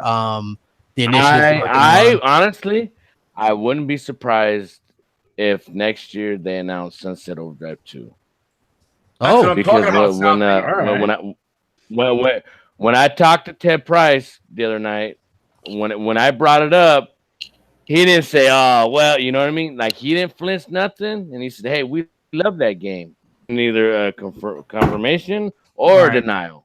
So, yeah, they have to ship. They have to ship Spider-Man, obviously, but what I like about that is I saw somebody from Insomniac wearing a Sunset Overdrive shirt. There you go, folks. Spoilers. Nice crap. Really? No, that's good. No, that's actually pretty cool. I kind of think it's going to happen, right? I mean, Ted Price has come out 2 or 3 times, like, just waiting for a phone call. I mean, we know that that's coming down the pipe. I feel like it is the hardcore want it. And if you take the extra time and attention, and now with the work that they put into Spider-Man, because a lot of the stuff they use from Sunset is going into Spider-Man, and some of the Spider-Man go back into Sunset. I heard so many jokes about that this past week. They're like, Sunset, Spider-Man. Well, listen, shout out to Fonz. Fonz, listen, let me just say this. So he said Sunset was kind of mad. Here's the thing. I'm not buddy. No, but wait. I'm almost on his level there. Fonz, I didn't think it was Pulitzer. By no means. I think it needed more. Remember, it's basically it was kind of a launch game, right? It didn't come out the day it launched, but it came out so close. Now you take Insomniac that has that engine that they built. They have this. They've perfected things with Spider-Man. I'll be honest with you, and I know that you guys are not going to like this. This is not a fan favorite thing to say. Spider-Man is going to be #fun. I get it. I do. I completely see where all you Spider-Man fans are coming from. I do.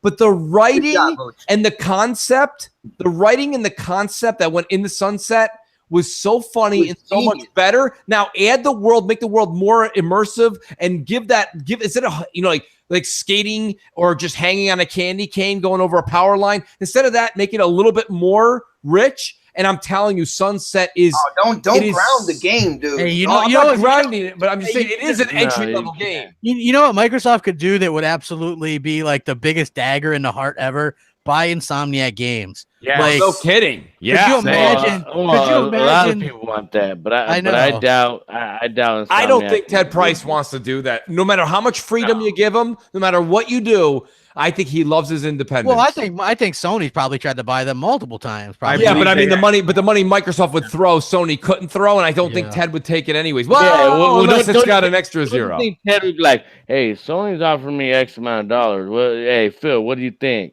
well, I'll give you $1 more. You know what I mean? Like, right. I'll give you $1 more. Like it's The Price is Right. Yeah, you know what I mean? Like, really, in a bidding war, you can't beat Microsoft. Well, Stephen Roush is right. Stephen, that's what I said to you. I probably got blurred out because there was a couple people on the panel were talking. I said that he wants his independence, but I guarantee you add an extra 0 on there, and Ted Price would be like, "What's independence anyway?" Let me say this real quick too. When that rumor was going around, even though I knew and we all knew because we know you can just put 2 and 2 together with how Microsoft puts that one guy on the head of the board of UK companies before they buy them out. Yeah. So you knew they were buying Playground. But before that even happened, all the people in like Reset Era or whatever, they were all like, this is probably, this is impossible because Playground said they wanted their independence. Well, come on. Yeah, money talk. Hey, everything has a price. Thank you. Everyone has a price. Southie, I said that last week. And even reading their thing, right? Because people brought that up. People brought that up to Playground, and Playground's like, you don't understand. As an independent developer, you never know where your next meal's coming from, right? Right. Like you have to constantly. If you watch the video, crap. If you watch the video from Ninja Theory, it was really great. There was a time where they thought they were going to be closed. Yeah. So this independent. They're a 100-man team, by the way. So I know only 20 or whatever did Hellblade, but they're a full 100-man team. They're a 100-man team. That's right. Yeah. 100-person. And thank you. Well, just by the way, hey, Mooch, just you can say 100-man team and still be a woman in there. So that is true. Crap. Thank you. Thank you, Crap. Mooch, when we were talking about studios, but I wonder if this would be relevant to what we were talking about. What about that Naughty Dog producer leaving the company and going to 343? Don't talk to Don about that because he said this. It was a senior. It was a senior artist, and it is a big deal. It is. And the reason it's a big deal is everybody will sit here and tell you, and I am a huge The Last of Us fan, and I like Uncharted a lot. I really do.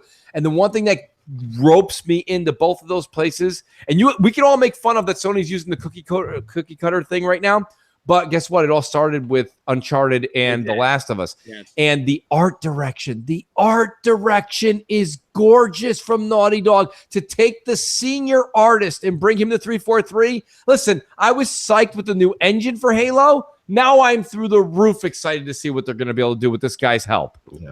Here's the thing. It's a great. Sorry, I don't mean to interrupt you real quick, but they're making a new engine for this, so it can only mean good things. That's right. The money's going into it, Southie. Go ahead, Xbot.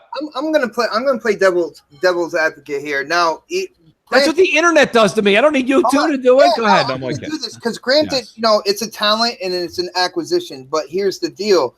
You look at the games he's worked on and you look at the franchise that I love. Now, I got to see what he can do before I pop the champagne bottle and I throw the confetti and say this is a great thing. Because, me and the Don were talking today about this as well. And it's like, you can have talent that don't fit as well. You know what I'm saying? Like this isn't that case, and I'll tell you why it's not. Let me give you the analogy though. Like Carlos Santana is a great guitarist, right? But you don't want him in a heavy metal band. But he hung out with Rob Thomas for too long, and he sold a zillion copies. Listen, it doesn't matter. The point of the matter is that, like, this guy's proven. I'm gonna wait and see, man. Don't wait and see. Go put in Uncharted right now. You have a PS4. Like, you know what I mean? Like, it's his work is stellar. This is what a have great I said, pickup. Mooch, like for the last, like every time we talk about something like this, when it talks about assets and stuff like that, you don't have to buy a studio. You buy the people from the studio. Yes. Kill them from the inside. Not only that, you look at one of Halo 5's weak points, it was the art. No, this guy in particular does what do you call them? Texturing, textures, like 3D depth, and art. Like he's just. Let me tell you something. Here's the thing: what Predator's saying is 110% accurate. You grab the talented people. It's not the name; it's the people. That's why I said the Playground Games acquisition. This guy. How also, do you not fit? When you buy the people, guess who comes with the person you bought? The people. Hey, this guy also gave a hell of an interview. He said he loved what they were doing over there, and he wanted to be there. So, like, that's an important part too. You got to have people that want to be there, right? Like, if you look at what happened after Halo 5, a lot of people left, including Josh Holmes, the creative director. Yeah, they're obviously going in a totally different direction, which I'm excited about. Yeah, me too. It's focusing as on. long as they don't do a bullshit Call of Duty and Dude, it looks like they're going back more toward Halo 1. Yes, they're going more towards Halo 1. Like this. If you have a supervisor that you work for, that you've been like someone supervised you for a couple of years, and you like were really fond of this guy, and he left, and he went to another job, and he calls you up and says, "Hey, man, I'm over here working for this company. There's positions open here. Do you want to come work for me?" What are you gonna say? You'd be like, I'm on my way. Yeah. What? How much is it, and what do I need to do? Like, it's a simple question and a simple answer. Like, you're gonna go. So that's the reason they're doing the whole Santa Monica office or whatever they're doing with the initiative. That's the point. Is like they want to be able to start recruiting some of the great. Listen, I gave this analogy to Don on Twitter, and it didn't click with him. But I'll say it to everybody else.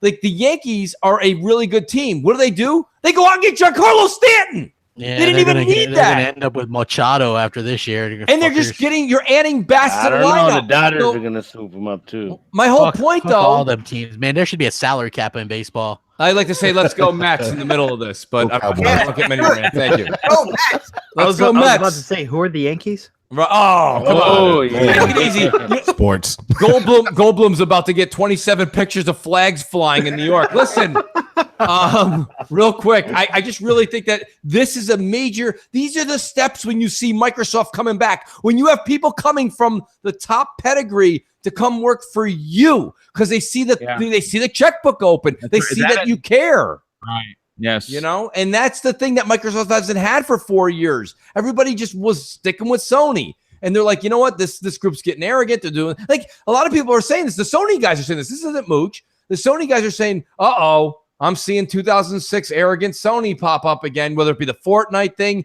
You hear maybe about it in the internal studios. And don't get me wrong, to Sony's credit, they're up 2-1. They can be arrogant. But at the same time, when you do that, it's just a matter of time before the teeter-totter starts to shift the other direction. Yeah. Well, Mooch, you saw this hiring of all this big talent with Playground Games, right? People that worked on Metal Gear, people that worked on GTA 5, right? They opened up the checkbook, and that's where they started, and now it's starting to trickle down to all these other studios. Right. And guess what? At the end of the day, it may not be right now, and of course, we all want games when we want them, but like Crap said earlier, in the future, going a couple of years down the line, we're going to be privy to all of this new hardware and all of these new games to play on that hardware. They're I agree. Focusing on single player, or multiplayer experiences. Well, so it makes they have to do it. The weirder picking up for a job right now as a developer, and you hear all the stuff that Microsoft is saying they're opening new studios, et cetera, they're trying to build, and you're looking for a job. Where are you going to look first? Of course, right? I agree. Most people don't realize the turnover rate that the gaming industry has. You know what I mean? Because that I get, Southie. I get that people leapfrog left and right. That happens all the time.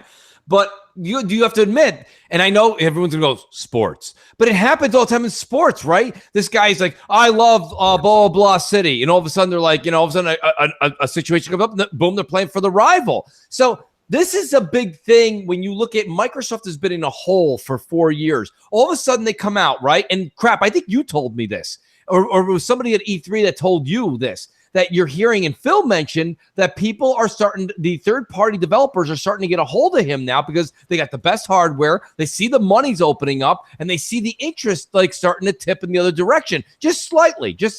And that's what you want. And then you start getting the talent. You know what I mean? And that's where you have a successful brand again. And I think after Microsoft was humbled for the last 4 years, I think Microsoft, boy, they would have to just climb to top billing instantly to forget what they went through. I don't think this team will ever forget what they went through for 4 years. I know we certainly won't. So no. And if you talk to anybody at that time when they were getting shit on, well, they still get shit on, but when it was really, really, really, really bad, right? Their team, I mean, their morale was so low. You know what I mean? And I mean, just like anybody else, when you're depressed, it's hard to battle, go to work. Yeah. You know what I mean? Like your juices ain't flowing, and it's hard to come up with a good idea. You're second guessing yourself. You know what I mean? That's that mojo that ain't flowing. Right. Not only that, South, but it's got to be rough when you know your hands are tied from Meyerson or whatever. You know what I mean? Yeah, Like, yeah. you- Thank you God know- he's out the way. Yeah, you've got to. See, in all these years, we blame Donnie D. Crap, it was Terry. Well, Fuck hold him. on, Fuck Donnie him. D. Donnie Hey, D. don't give him any Donnie credit. D was the He reason was the we're in this TV position. guy. Yeah, he's the one that was like, hey, Halo MMO, nobody wants that. Let's have Connect Sports. You know, that was. I think Donnie that was D. Joseph Medi. No, that was Donnie D. No. Donnie canceled a shit ahead. ton of games in order to get Connect games out, and he was giving us 1 to 2 games a Yeah. year. If you look at, and I still have these stats, right? Because I'm That's 2 more games than Terry would have gave us. Go ahead. Sorry. like, once Connect was announced, the last new IP we got was Alan Wake in 2010, right? And then we didn't get another one until it was like 4 years later. So it's like because the focus wasn't on the core gamer anymore. No, it was well. I think with that's Donnie why- D, it was more on the accessories. But go ahead. Yeah, that's why Phil was saying what he said, and South might know about this. Like I've had some and I know you do, Mooch. I had some correspondence with Phil, and I even told him I was like, you gotta really prove. I was like, it sucks because you never know if Xbox is coming or going. There's gotta you guys do a lot of stuff for the PC crowd. You always talk about Nintendo. You always talk about Sony, which by the way, they didn't mention Sony or Nintendo. They really focused on the console this year. It was, and then at the end, they're like, they really drive home the point. Console gamers are what we care about. Xbox, you're gonna have an Xbox next year, the year after, the year after, the year after. You know what I mean? We're always gonna be at the forefront, inventing, having powerful hardware, because he knows. Even when they announced that streaming bullshit, and even when he did interviews afterward, he's like, that stuff is trying to access people that aren't console gamers. We're always going to have a box in front of people's TV, giving them the latest and greatest hardware, the best graphics that we can give them. And I'm that's glad you brought that up, because remember just last year when people were saying, "Oh, there's not going to be another Xbox." No, this is it. There's no more. Xbox is going out of the way. It's all service, and you'll be able to rent it like it's fucking hotel, pay-per-view. No. There you go. Phil even said it. Project Scarlet, whatever you want to call it. But the next Xbox is being planned. I got a question for now. Southbound again, because he was there. This is my thing. Crap didn't argue with me as much on Xbox Nation, so I'm wondering. I understand this is not to deter from the game, but I thought DICE and EA, and I'm not blaming Microsoft because it's not their fault, but I thought Battlefield 5 had a real bad showing at E3. It absolutely did. What did you think? And you want to know something funny? That was one of the biggest lines to play the whole show. How was the response, though? Everybody was giving it praise. Okay. Well, it had really bad show from where we sat. It just didn't show right. Dude, the major third-party hitters when it comes to the conference, when you look at Battlefield, when you look at Call of Duty, Red Dead Redemption 2 wasn't even there. Destiny 2, they all got shot. Red Dead, Destiny was there. Rockstar never shows. Well, I said Destiny was there, don't have but to. they show like a little trailer and stuff like that. Dark, I was pumped. I wanted to see. I know you didn't get to see it until afterwards. Here's the thing: Sony the last 2 years isn't really showing much third-party stuff because their third-party stuff's going to look worse. Yeah, like that. They're not even going to. If you look at what the last 2 years. They shuffle out their first-party stuff, and the third-party stuff gets a trailer that's probably on either running on X or running on PC, right? So, I mean, it kind of is what it is. It's like look, I'm of the opinion that Sony is as frazzled right now as I've ever seen them as a company. Yep, they're scrambling. They're scrambling. Yep, and if you look at what's going on, Microsoft announced they stealth announced a fucking Xbox at E3, right?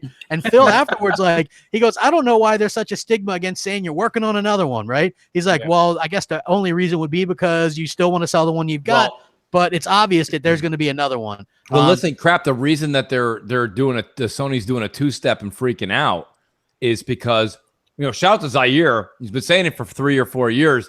Microsoft, for the first time this generation, last generation, they did it almost every week. They are showing that they are the behemoth that they are. And let me tell you something. The reason you're seeing them shake is we sat here for years saying Microsoft doesn't see Sony as competition. They still don't. But the thing is, though, Sony was like, well, since Microsoft's paying so much attention to Google and Apple, they're leaving us alone. The fact that Microsoft has now opened up this branch of their world Sony can do everything they want. They can do everything they want, but they just cannot outspend Microsoft. So if you've got Phil that's saying new consoles, plural, are on the way, I just bought 5 companies, dev teams, and I might just buy more. It depends on how bored I am next week. If they start doing that kind of stuff, the reason Sony's scrambling is, yes, they have their IPs and they're all very good. I got news for you. I'm looking very forward to every one of those 4 games they showed this year. But to be honest with you, they can't compete. It's going to be a tough competition if Microsoft starts buying people left and right. In the chat, Kevin, Sony is panicking. Why? Because Microsoft this whole time is playing the long game, and people, even myself at times, didn't believe it, right? Because you get down on them, right? And this is the reason why, and I'm sorry, Crap, I don't mean to interrupt you. No, go ahead, man.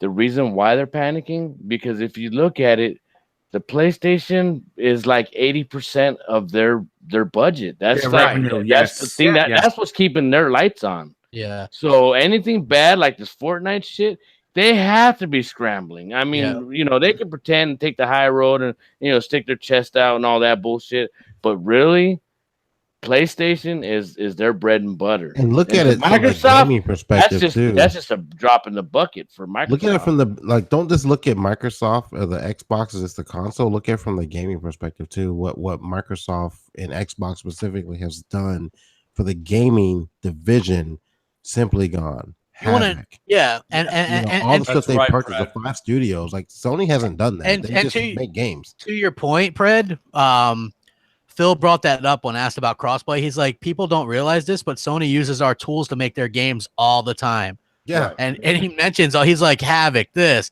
that. And he mentions all that stuff, right? He's like, so I don't understand why they won't do crossplay, which is funny. But I wanted to point this out. If you don't think they're panicking, look at the latest headline that PlayStation Now is going to start allowing downloads. Right. I mean, I was actually just going to bring that up. That's a good point, Crap. You know what? I don't think it matters because the pricing is still ridiculous. Not only that, but it's not going to be PS3 games. It would only be PS4 because of the hardware architecture. They can't do that. They can't. So it's a never was. But I also want to point this out. If you look at what Microsoft's doing, and when I say the long game, look at this. Microsoft knows, or Phil knows, he's a smart guy, intelligent guy. Sony starts off every generation incredibly slow with their IP. All their big bangers are coming out at the end of a generation. You want to know why you didn't see any, and this is speculation on my part, you know why you didn't see any release years on those games? Is because they're being prepped to probably co-release on their next hardware as well. PS5, so that they don't release you on that. Yeah, so that they don't release all their stuff on the PS4 and then have Microsoft goes, here's the Xbox 2, 4K 60 everything, HDR, when we've got Fable, we've got Forza, we've got this new IP, we've got Ninja Theories, we've got this. We're launching 8 new games. Oh man. And guess what? You can play all these 8 new games on our new console for $10 with Game Pass. Right? Like that's a megaton.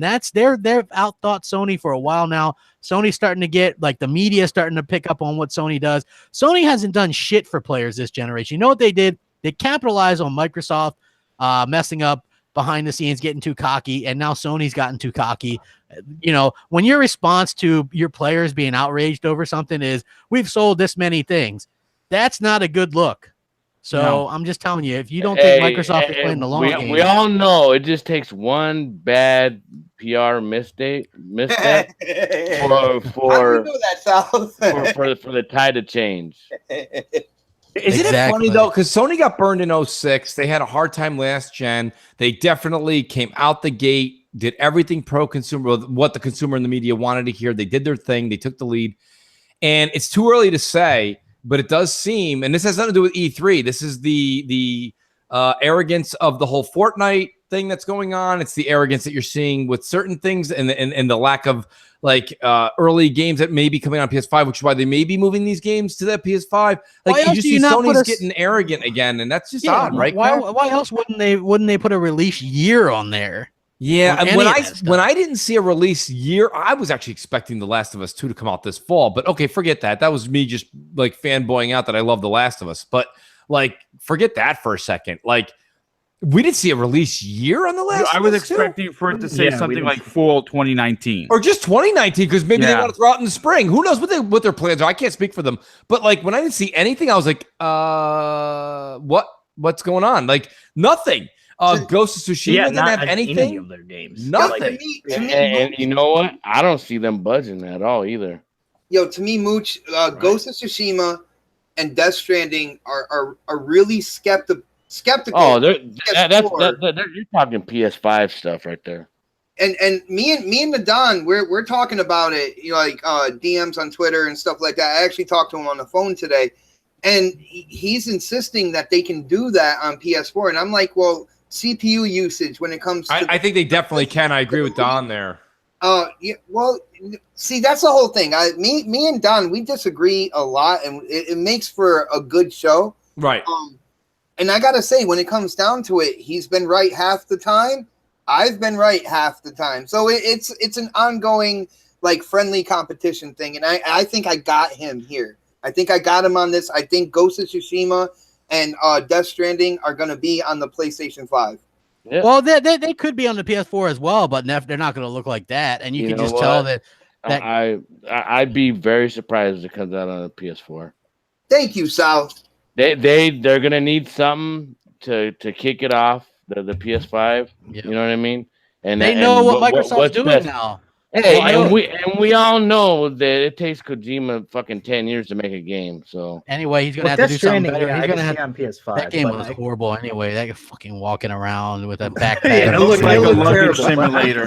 What it looks like. Sorry. I could honestly see like. Hey, you don't even need to do combat in that game either. Sorry, Goldblum. Go ahead.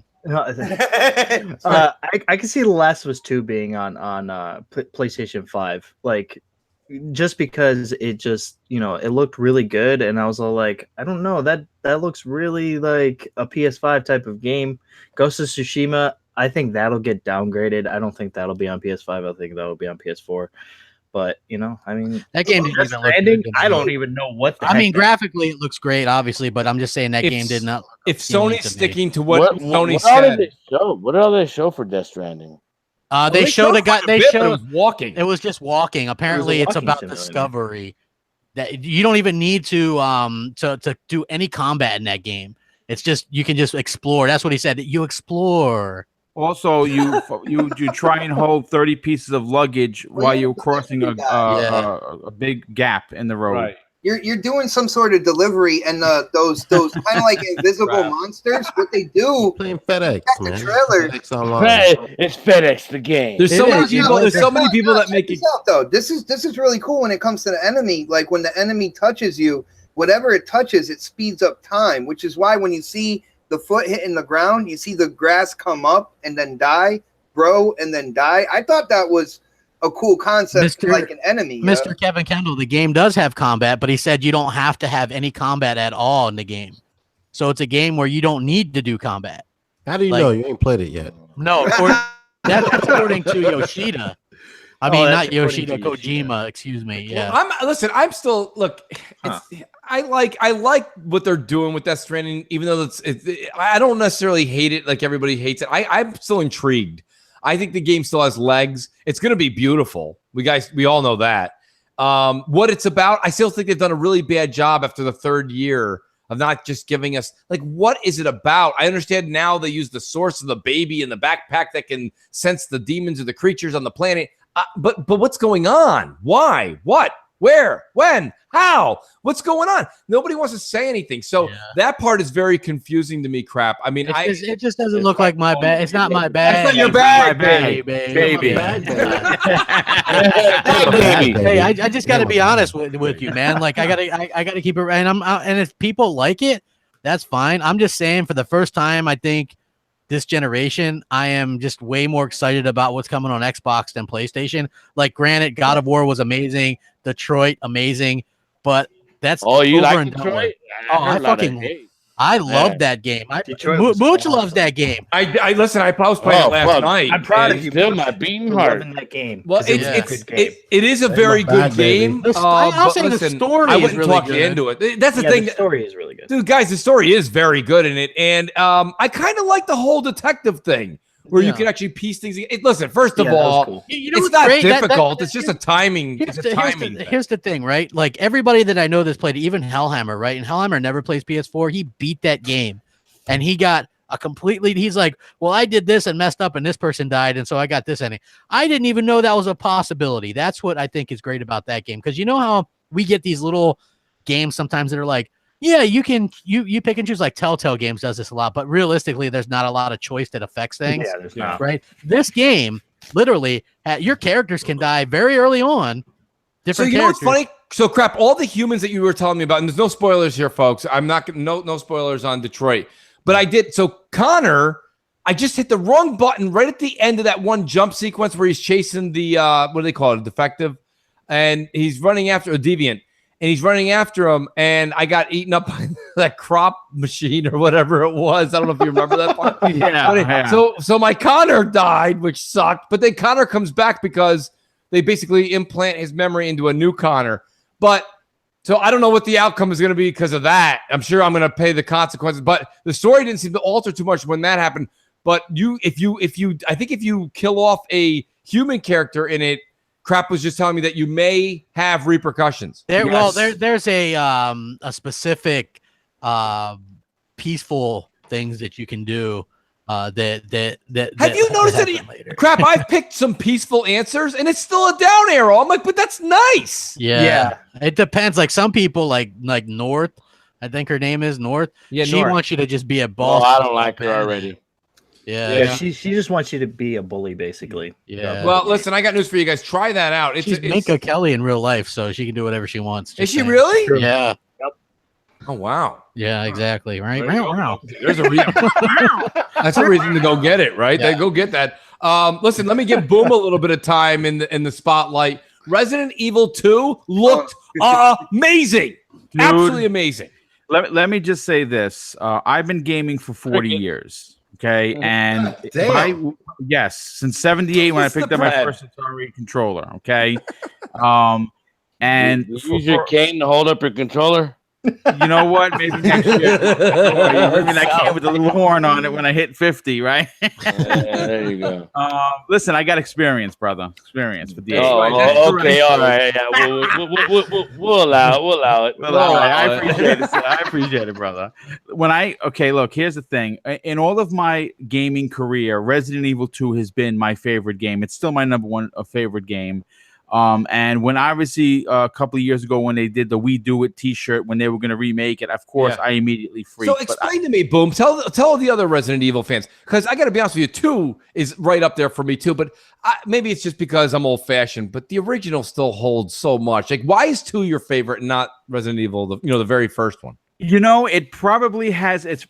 I'm probably a little biased with that. Being, an ex-police officer, that probably rang really well with me with the whole rookie thing, and and of course being a ginormous zombie fan. But I got to tell you something. I encourage anyone, if you want to see unbelievable gameplay, and I don't pimp this site very often, but GameSpot had a 17-minute footage of it where. It's not just the shooting the zombies. First of all, the horror element is back in a big way because when you're walking around and it's just your flashlight and you hear them in the distance, heck yeah, I got a little bit of goosebumps. But what's amazing about this is that in past Resident Evils, everything looked the same. Now, if you look at it, every zombie is wearing different clothes. There's male, there's female. There's big ones and skinny ones. And Rodan Forbes says Resident Evil 4 is the best in the series. Would you agree or disagree? I would say that it would be a close second, but not for me personally. Resident 2 it would probably go Resident 2, 3, and 4. Veronica, man. Veronica was great, but I'm just saying that. Let me say, I want to say something because Crap gives me a lot of crap for the whole zombie thing that I love. I'm zombied out, to be honest with you. You can say that crap, but this is from E3. Yeah, but you say that, Southie, but guess what? And this is no shade being thrown at Sea of Thieves, but Skull and Bones was shown at E3, and I asked a lot of people that were playing it on Twitter what they thought, and they said, honestly, Mooch, after a couple of times, I think this is just going to be really boring. Here's the thing. Everyone thought that pirates were going to, and this has nothing to do with Sea of Thieves. They were saying this when Black Flag came out. They're like, pirates are the new zombie. Horseshit. You know why? Because I got news for you. Zombies you might say it gets old, but a good zombie game. Look I at don't Resident know, Evil man. 7. Resident Evil didn't 7 even- was Dying I, haven't amazing. even- I can't even Dying bring Light. myself to Look play at it. State of Decay 2, man. I love that game. Here's God the thing. bless you, I like State of Decay 2 as well, Sal, but it's like after a while, it was like zombie. Yeah, but I don't even want to put State Like, of I Decay don't 2 know. in my zombie conversation Like, because that's that's even like outside the sphere.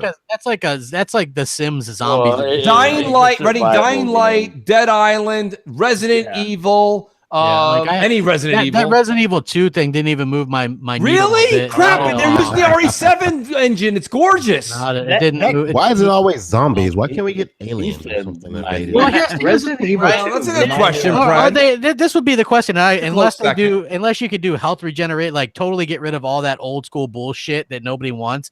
Like, here's some herbs. Let me mix these herbs into my I 4 like slots, that. and let me go find a typewriter tape so I can save. That's bullshit, right? Nobody wants to do that. I don't want to do that. Come on, crap! Don't forget your roots. Nostalgia is No, a no, hell no, of a no. drug. I hated that back then. Like, one of the things, like, you know what I was most happy about God of War? I didn't have to find a little save spot area.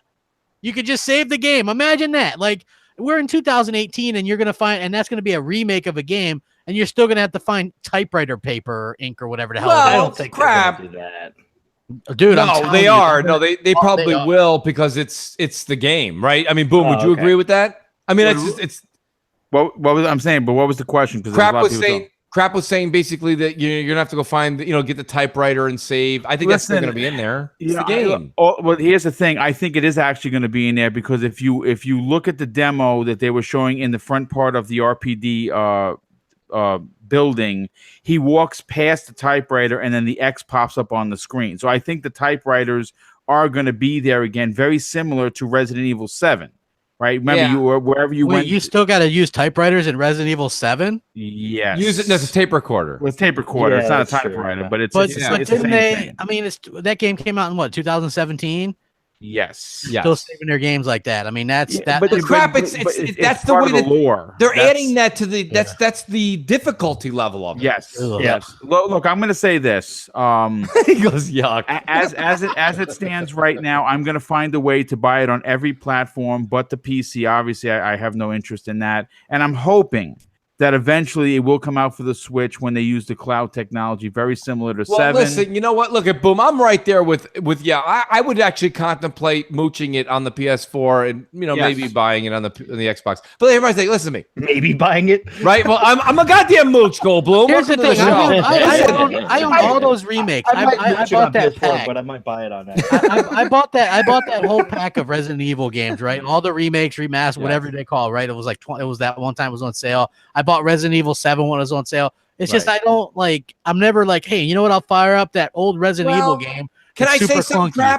Crap. The reason when you wrote that to me, I didn't feel too much remorse for missing that. Don't get me wrong, great sale, $20 or $29, great sale. whatever it was, But crap, basically it was 360 games on your Xbox One. This is completely built from the ground up. Yep. Using the RE7. Although to be fair, they did Resident Evil 0 and some of those were totally No, redone. those are remasters. Those are not remasters. Well, no. Resident Evil 0 was an old ass game. That Yeah, was but a it's just GameCube. remastered. It's just up-resed. I have it. No. They did more than I have upres. crap. Boom. Let me go to the Resident Evil expert. Wasn't 0 just? I thought they just upped the resolution. Zero. Okay, here's the thing. Because I have it 0 on PS4. Right. Okay. It was basically an up-res version of 0. They did. As far as I know, because I played it and I'm ready to beat it. They did very little to that game. Well, The wait controls till are we're the- done. Oh, never mind. The controls are exactly the same. The graphics are just they're bumped up so you can play it on your Xbox One. But Resident Evil 2 is logistically remade. And what's amazing about this game is that from information that I have through the 4chan forums, someone, again, this is complete grain of salt, people. If this does well and it's expecting to do well, we're going to get a Resident Evil 3 remake as well from the ground up. I'm with Wow. you. I I'm read with that you, on the Boom. cover of Big Whoop magazine, by the way. Well, you know what? Crap. You say it all the time. Not every game is for every player. I get it, but I mean, come on, man. We're like happy. Like, there's so many great games, new games that got announced at E3, and we're talking Right. about Resident Evil 2. Yeah, dude, it's but one of the this most is like iconic games. It's literally one of the most iconic games in the history of gaming. Crap, really? But Here's the this is thing. like Crap, I played from the ground we up. played the first few Resident Evils. Listen, when they started getting into all the wacky stuff and this and that Resident Evil. I remember it too, man. The first time I saw Resident Evil 1, where the little creepy thing where it shows them walking up the stairs for the load screen. Crap, I remember the first time playing the original Resident Evil when you walk into the mansion, right? So you walk in and you're like, oh, what's going on? You know it's going to be a creepy game, but you're like, what is it? I mean, You look, go here, into the here it is left at door 9 o'clock, and we haven't mentioned we haven't mentioned Cyberpunk. Like, we're talking about Resident Evil 2. Hey, there's always M&C mornings. Yeah, I mean, come on, man. Shameless plug. Cyberpunk, that looked amazing. He's Gears a Welsh 5. gamer with $2 I'll be asleep, but yeah. Gears in 5, pounds. they did the Thank you, changes Welsh. that you asked for. We're, like there were so many great games that Hero Shadows Die Twice. That looks like a total departure. Yeah, man. That looked like a Crap, total crap. departure. I absolutely resent the fact that you like that game verbally when you won't play anything else from. I'm gonna the buy last it. 3 nights I've been playing Dark Souls. I can't find you on there. Come join me. Hold on. I don't like if you look at what the developer said. Yes, it's nothing like Dark Souls. It's not going to be difficult. That means it's only kind of like Dark Souls. No, he says it's not. There's not a different. Did you see like he can like use a? Yes, yeah. I'm intrigued. Yeah, like I'm gonna check it out, man. That's gonna just because they've done Dark Souls doesn't mean that you have to eventually break out of that kind of trope of here's a game. I'm that gonna people play for the sake of being hard. Go ahead, Goldblum. I think the game will be difficult to a certain extent. I don't think it'll be on the level of Dark Souls, but I definitely feel like Sekiro will be somewhat of a difficult type of game. It just looks amazing, man. I can't get enough of seeing that game. It just looks so good. Wait, which one, Goldblum? I'm sorry, I was reading. Sekiro. Shadows Die Twice. Yeah, I mean, to be honest with you, I think it has tremendous potential. It looks like a Tenchu success. Yeah, it does. Control, that game looked amazing. There were so many amazing new games, man. I just can't be amped up about that old ass game. I just don't understand. I just don't get it. It's Resident Evil 2. Listen, Crap made some great points. There's so and Tip Top Tolton says keep the show going, Mooch. Listen, I gotta be honest with you. I used to do 3-hour podcasts, but then I get hate mail from the panel members. Listen, I don't want to do that again. Listen, it's 2 hours. It's Friday night. There's gaming. It's actually warmer than 30 degrees in New York. There's a lot of great things. I got some Onrush to play. Let's go. Hey, so listen, I want to say a big shout out, Crap earmuffs. You're not going to want to hear this, but I just got. Shout out to Goodang. Goodang just gifted the Mooch Onrush. I will be playing Onrush tonight. Thank you. I appreciate that, Goodang. Big shout out to you. Mooch that to me, that'll be right. Good. Dark Goldblum is definitely an apprentice. I want to let everybody know. No, shout out to everybody. Great show tonight. Shout out to Delilah, who was out there. Stop Six Stock, Alan Savage. You guys were amazing out there. Thank you for the where the support. hell is Beetle Comet? Beetle is actually the reason Beetle couldn't be here tonight is Beetle is traveling. He said he's going to be in Seattle. He's with the Forza guys. Oh, yeah. It's going to be so if you're a big Forza fan, definitely come check out CrossFire next week. We're going to get a lot from Alan next week. So that's why Alan's on here. Onrush is amazing. It's a fantastic game. Dude, all I could say is I am so hyped to play Onrush. All I'm seeing is crap. And I saw, but he's posting. Shout out to what is it there, Sir Tommy Guns? There, he changed his name a few times. Tommy Pizza Pie. Tommy's been out there, right? He's been out there putting all these videos out, and I'm losing my mind. Yeah. I mean, it looks like it's not even a traditional game where there's a finish line. It's like a car combat. You got to do certain things, and it's like that. It's fun. Listen, man. if you don't take my word for the craps, look at everybody in the right now in the chat. People are like, it's really good. Shout out to Goodang775 again. Awesome, dude. Absolutely stellar. If you have the game, join me on Xbox Live. You know how to find me. We'll definitely jam out. Is it co-op crap? Yeah, well, it's small. It's got multiplayer and stuff. Yeah. Okay, great. Then I'll be doing that because that's always the best so part good, of it. Though, and then, like they make the achievements accessible. They make the not only that, but on the Xbox One X, they went all out considering 4K. Yeah, and it's got the 4K textures. It's the only version with that. So beautiful console version. Hey, Mooch, while I'm setting up your next appearances, let's hope that a code comes my way. I'm just throwing it out there. Damn. Coach for everybody. Yeah, hey, listen. I'll be like, next year at E3. I'll be like, I need a ride to my hotel. Phil, can you hook me up with the company executive like Cadillac? hands on it. And Southie will be like, "What the fuck is that?" Anyways, listen. As long as you don't come up to Phil on the side of the street and be like, "Man, I want to ride a dragon." What kind of Swear to God, what kind of noise does a dragon make, Southie? Come on. Hey, if the guys at Microsoft can't figure it out, I can't figure it out. Oh God, Well, listen, guys. hey, I can picture Shannon Loftus being like, "What does a dragon make? Probably something meow. Something on Connect. Yes. They make fucking eggs. I'm on stage with Connect Adventures, and now I'm running all of Xbox Studios.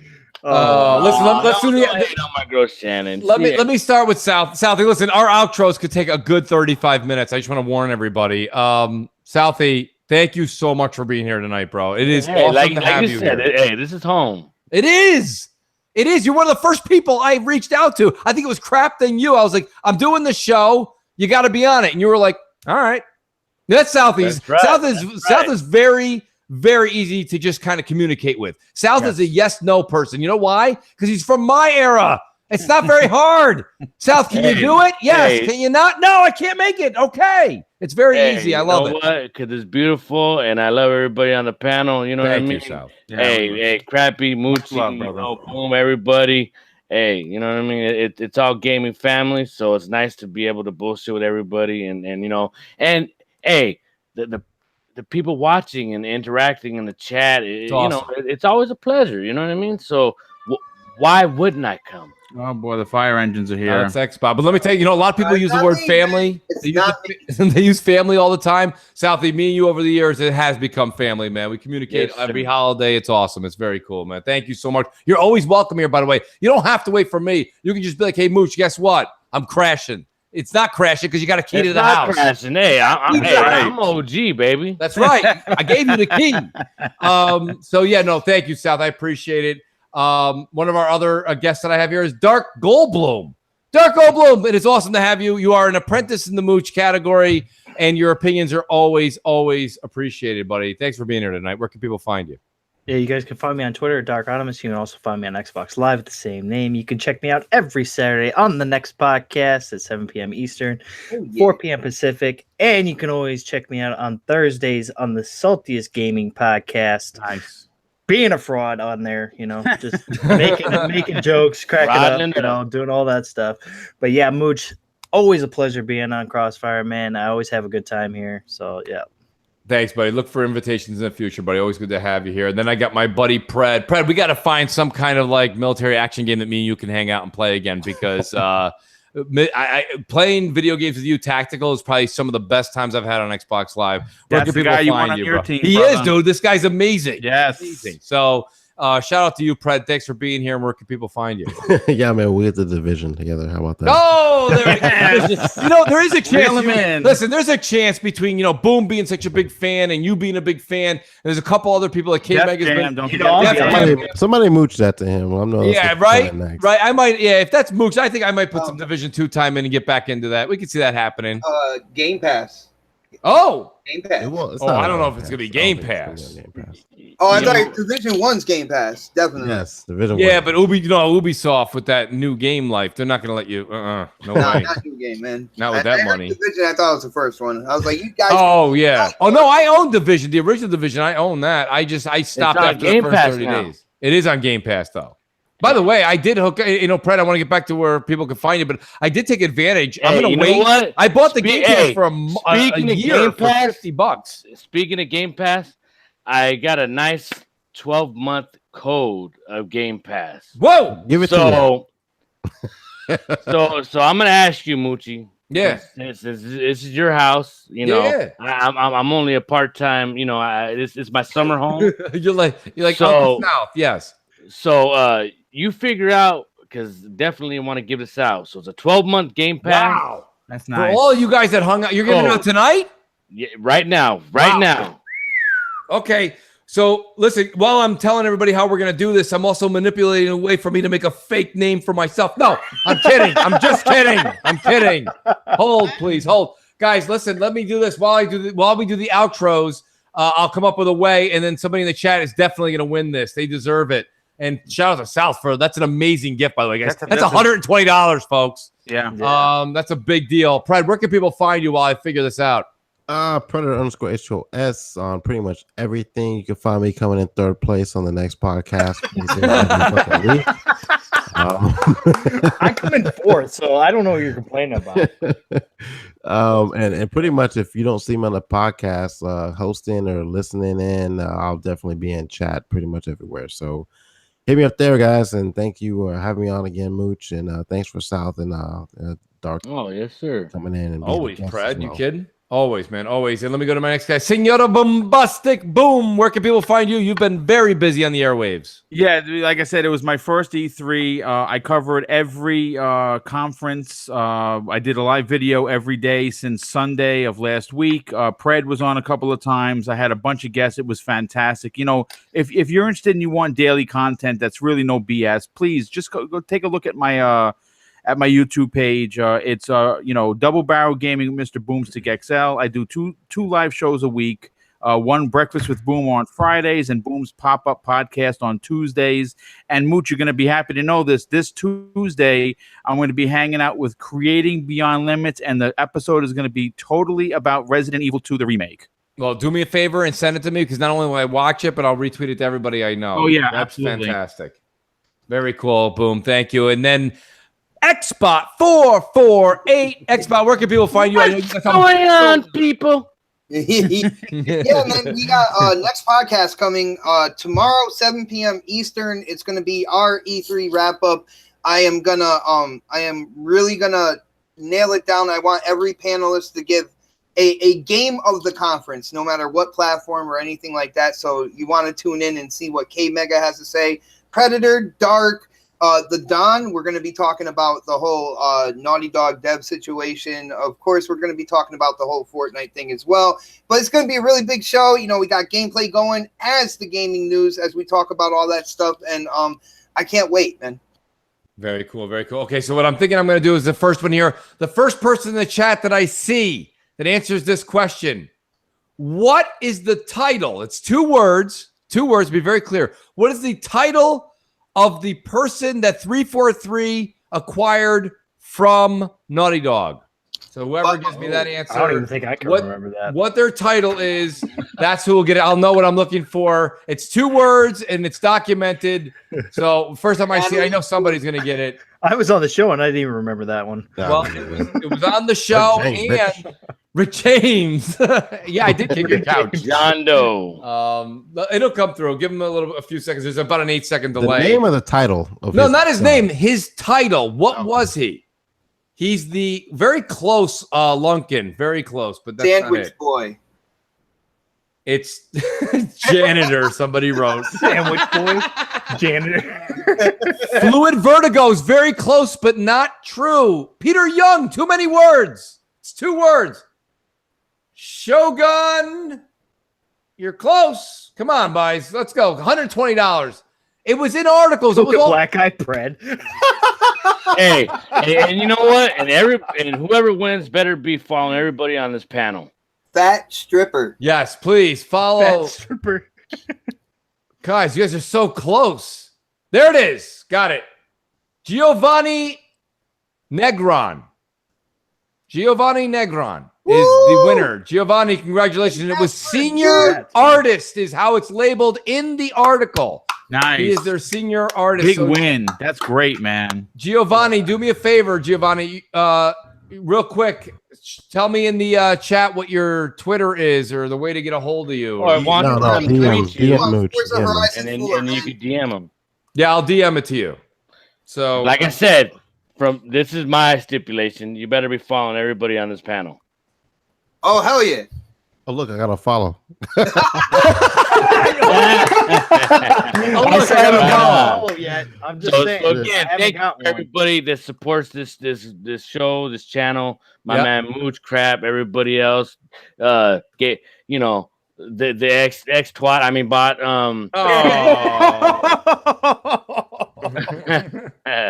you know I love you. I'm still waiting for that package from California, by the way. Right? Right? You're right. Now I'm trying to figure out, Giovanni, you got to send me your Twitter handle. I don't know before I end the show, because once I end the show, the chat will end and I won't be able to get a hold of you. So send your Twitter or however you feel comfortable getting a hold of people. That's what we'll do. Just have them tweet you, and then you could boom. Yeah. Yeah, you better do it quick. If there's too much dead air, I'm gonna start talking about Destiny 2 and the things I'm grinding for right now. Hey, listen, I'll be there. Like with that big one storm. Is that crap? Yeah. No, that's crap. Actually, crap. I think has storms or something. Crap lost it. He just dropped. So I think he looked at the time. He was like, "Oh, look at that storm." Click. No, he's like, he's like, the Doppler radar says, bleep. Oh shoot! So wait, Giovanni, what is it? Come on, Giovanni! Come on, Giovanni! Hey, Gio, send a fucking tweet. What's the matter? He sounds Italian. Maybe he hit you up on DM already. He wouldn't have been able to do that. Oh, there it is. He has to send there it me. is. Where is it? Gio. There it is, Gio. He probably made that right now. Good for him. Right? All right, Gio. I better get a fucking follow. Right, so Gio, I better get a follow too. I'll follow back. Don't worry. What's up, Y9? I follow back. Don't worry. All right, Gio, do me a favor, buddy. Is that like are you supposed to, like, if people follow you? I don't know. I gotta catch up. Common courtesy, man. God. There's nothing common about me, sir. I know. Like, I'm All right, 30, so that's cool. So I have years old. Gio. I sound like I'm 12. Like, there's nothing common about me. There's something. What do you mean? There's nothing common about you? South doesn't even follow me, and I'm upset about Mooch, it. I'm unique. You know that. That's why you put me on the show, man. This is true, buddy. Send a message, brother. I'll follow you. Come on. All right, guys. With that, I want to say good night to everybody. Crap will also be on MNC Mornings, 11 a.m. my channel Sunday. Guys, thanks to the panel. Thanks to the chat. Thanks to Southie for a $120 Game Pass yearly giveaway. That is huge. And congratulations to Giovanni. And thanks again to Good Day 775. We are going to be playing some Onrush tonight. Thank you, everybody. Good night, and we'll see you next week. Peace, love, and